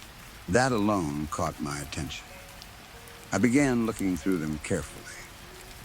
The first few were nothing special, just cheap landscape prints and old family pictures that had lost their meaning. Then I pulled out a Norman Rockwell print, and my breath caught in my throat. It was in wonderful condition. The frame was clean, the glass was spotless, and when I turned it over, I saw the serial number pressed into the bottom of the frame. It was real, not just a copy from some gift shop, a proper limited print. I set it aside and kept searching. Within a few minutes, I had found 3 more pieces that were just as good. All 4 had been cared for better than anything else on those tables. They looked like they had been stored away from sunlight, dust, and damp air for years. To the right collector, they could have been worth thousands. That was when I had to make a choice. I could have taken them. The sign said free. No one would have stopped me. I could have placed them in my car, driven away, and sold them later for a good profit. I could have told myself it was not my fault if the owner did not know what they had. But I have always tried to be honest in my business. I believe that mattered. I believe that if I treated people fairly, life would treat me fairly too. Looking back now, I wish I had been a worse man. I wish I had kept my mouth shut and taken those paintings without saying a word.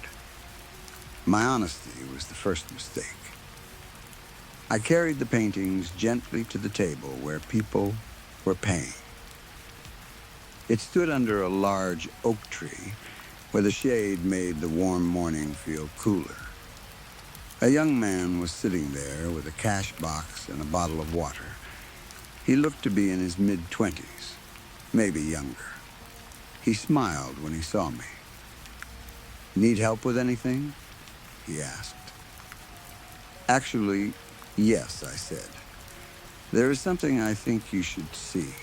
He looked a little confused, but he followed me back across the lawn.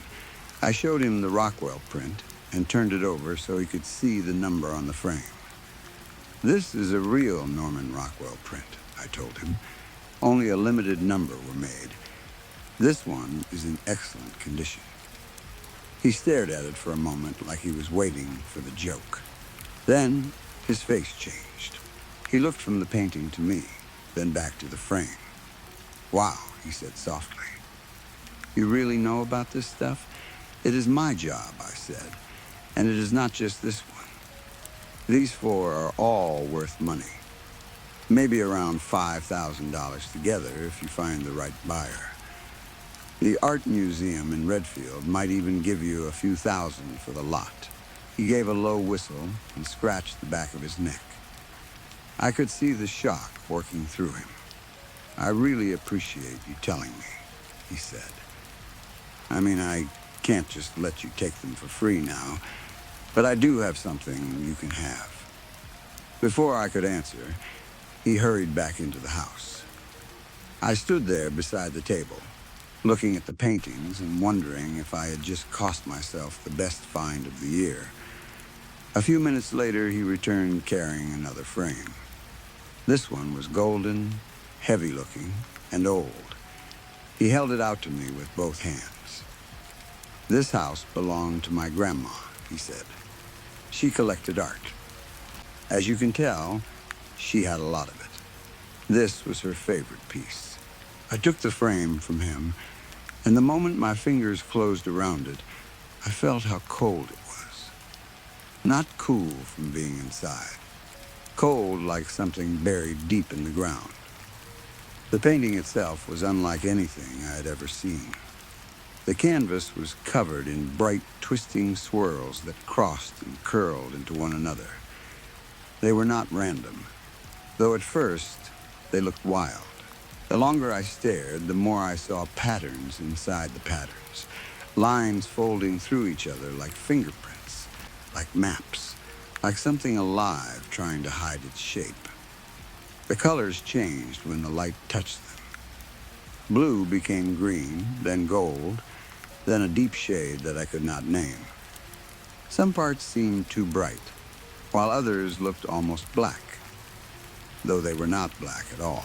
They were colors that felt wrong to look at, colors that made my eyes ache if I stared too long. The frame grew colder in my hands, and a dizzy feeling rose inside my head. For a moment, I forgot I was standing on a lawn in the middle of the morning. The young man smiled at me. "Looks like you like it." I blinked and looked up at him. It took effort to pull my eyes away. "Since you were honest with me about those," he said, touching the stack of valuable prints, "you can take this one." "Free," I thanked him, though my voice sounded distant even to me. We shook hands.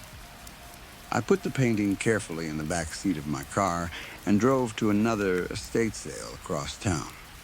I remember very little about that second sale. I know I walked through the house. I know I bought a brass candle holder and a small writing desk.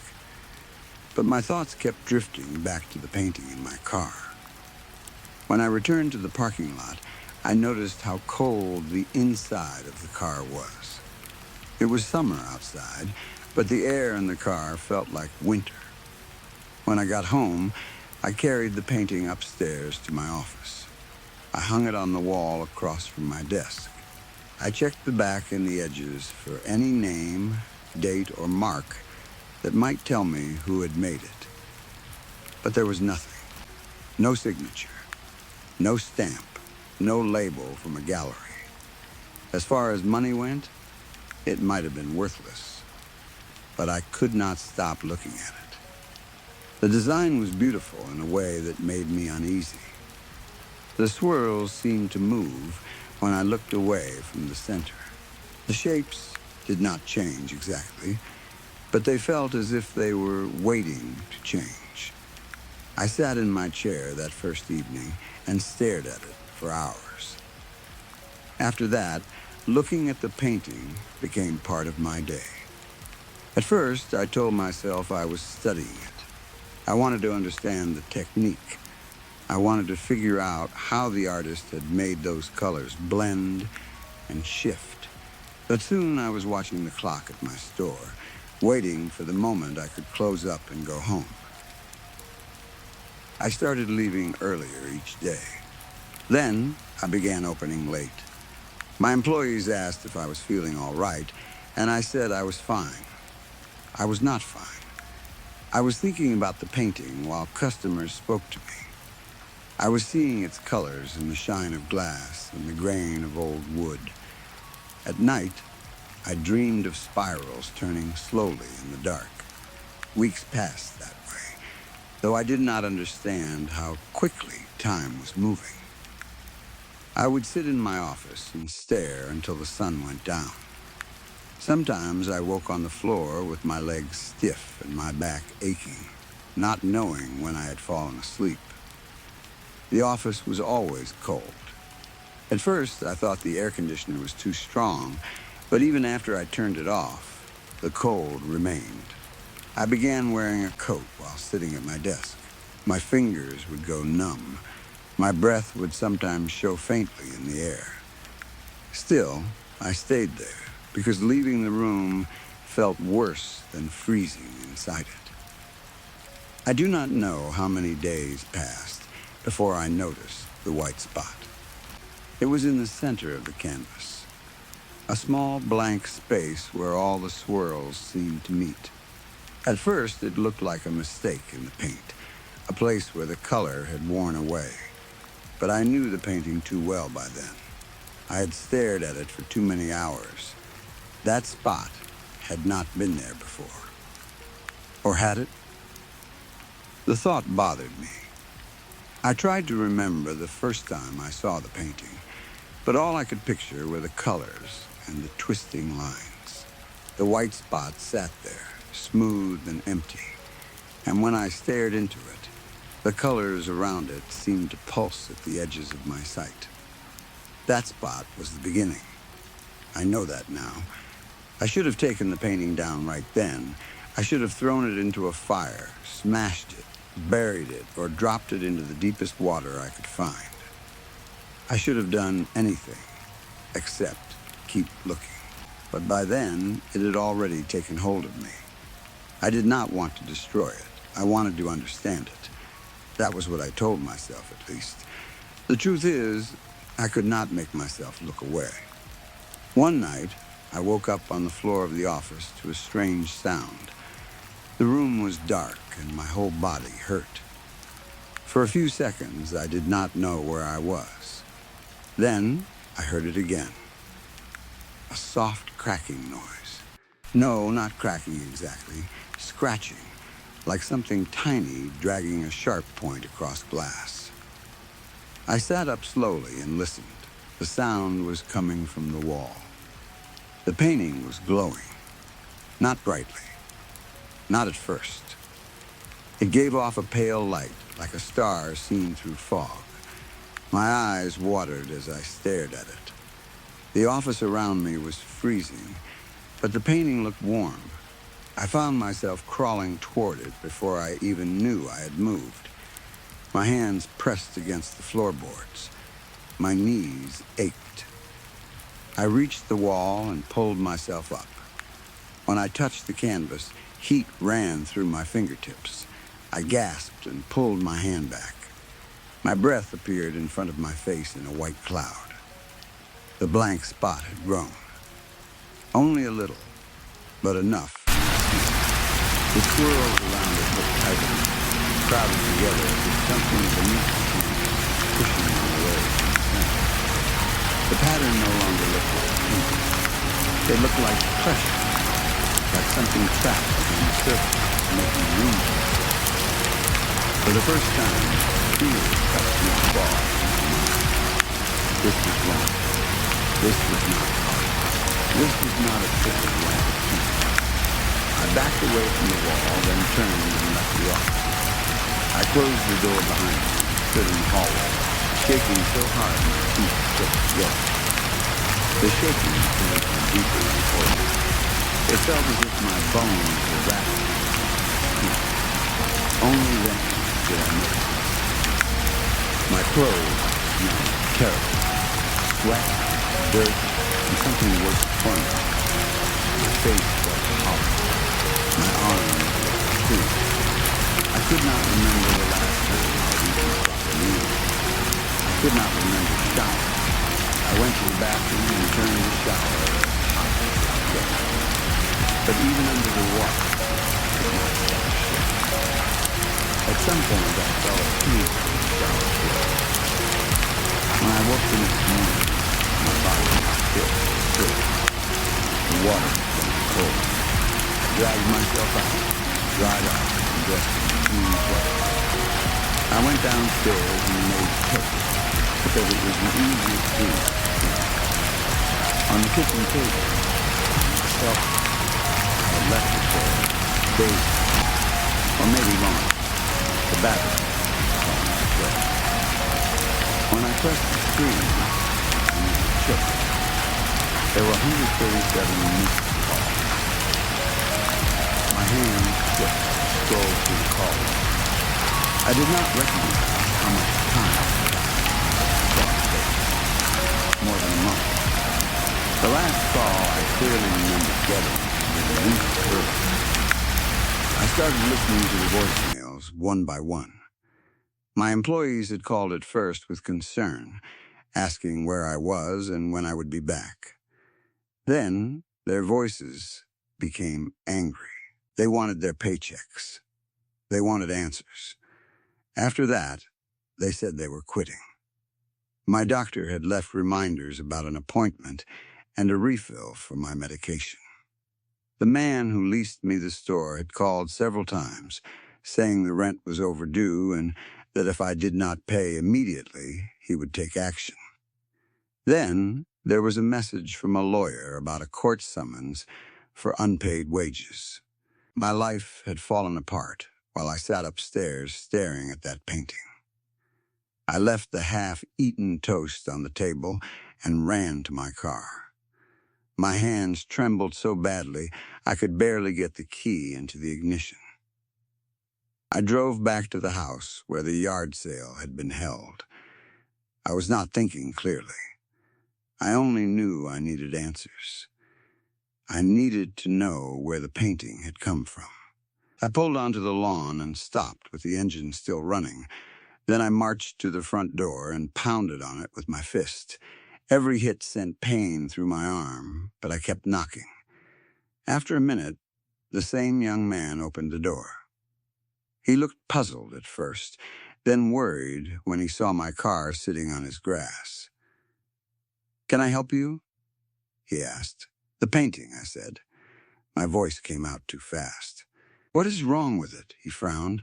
"What painting?" "The one you gave me. From the yard sale. The one in the gold frame. What is wrong with it?" His face went pale with confusion and fear. He stepped back, and the door started to close. I pushed my way inside before I could stop myself. He stumbled backward, eyes wide. "Whoa, man," he said. "I don't know anything about it. It was my grandma's. She had dementia, so we had to put her in a nursing home. I was just selling some of her old stuff to make room." Calm down. Dementia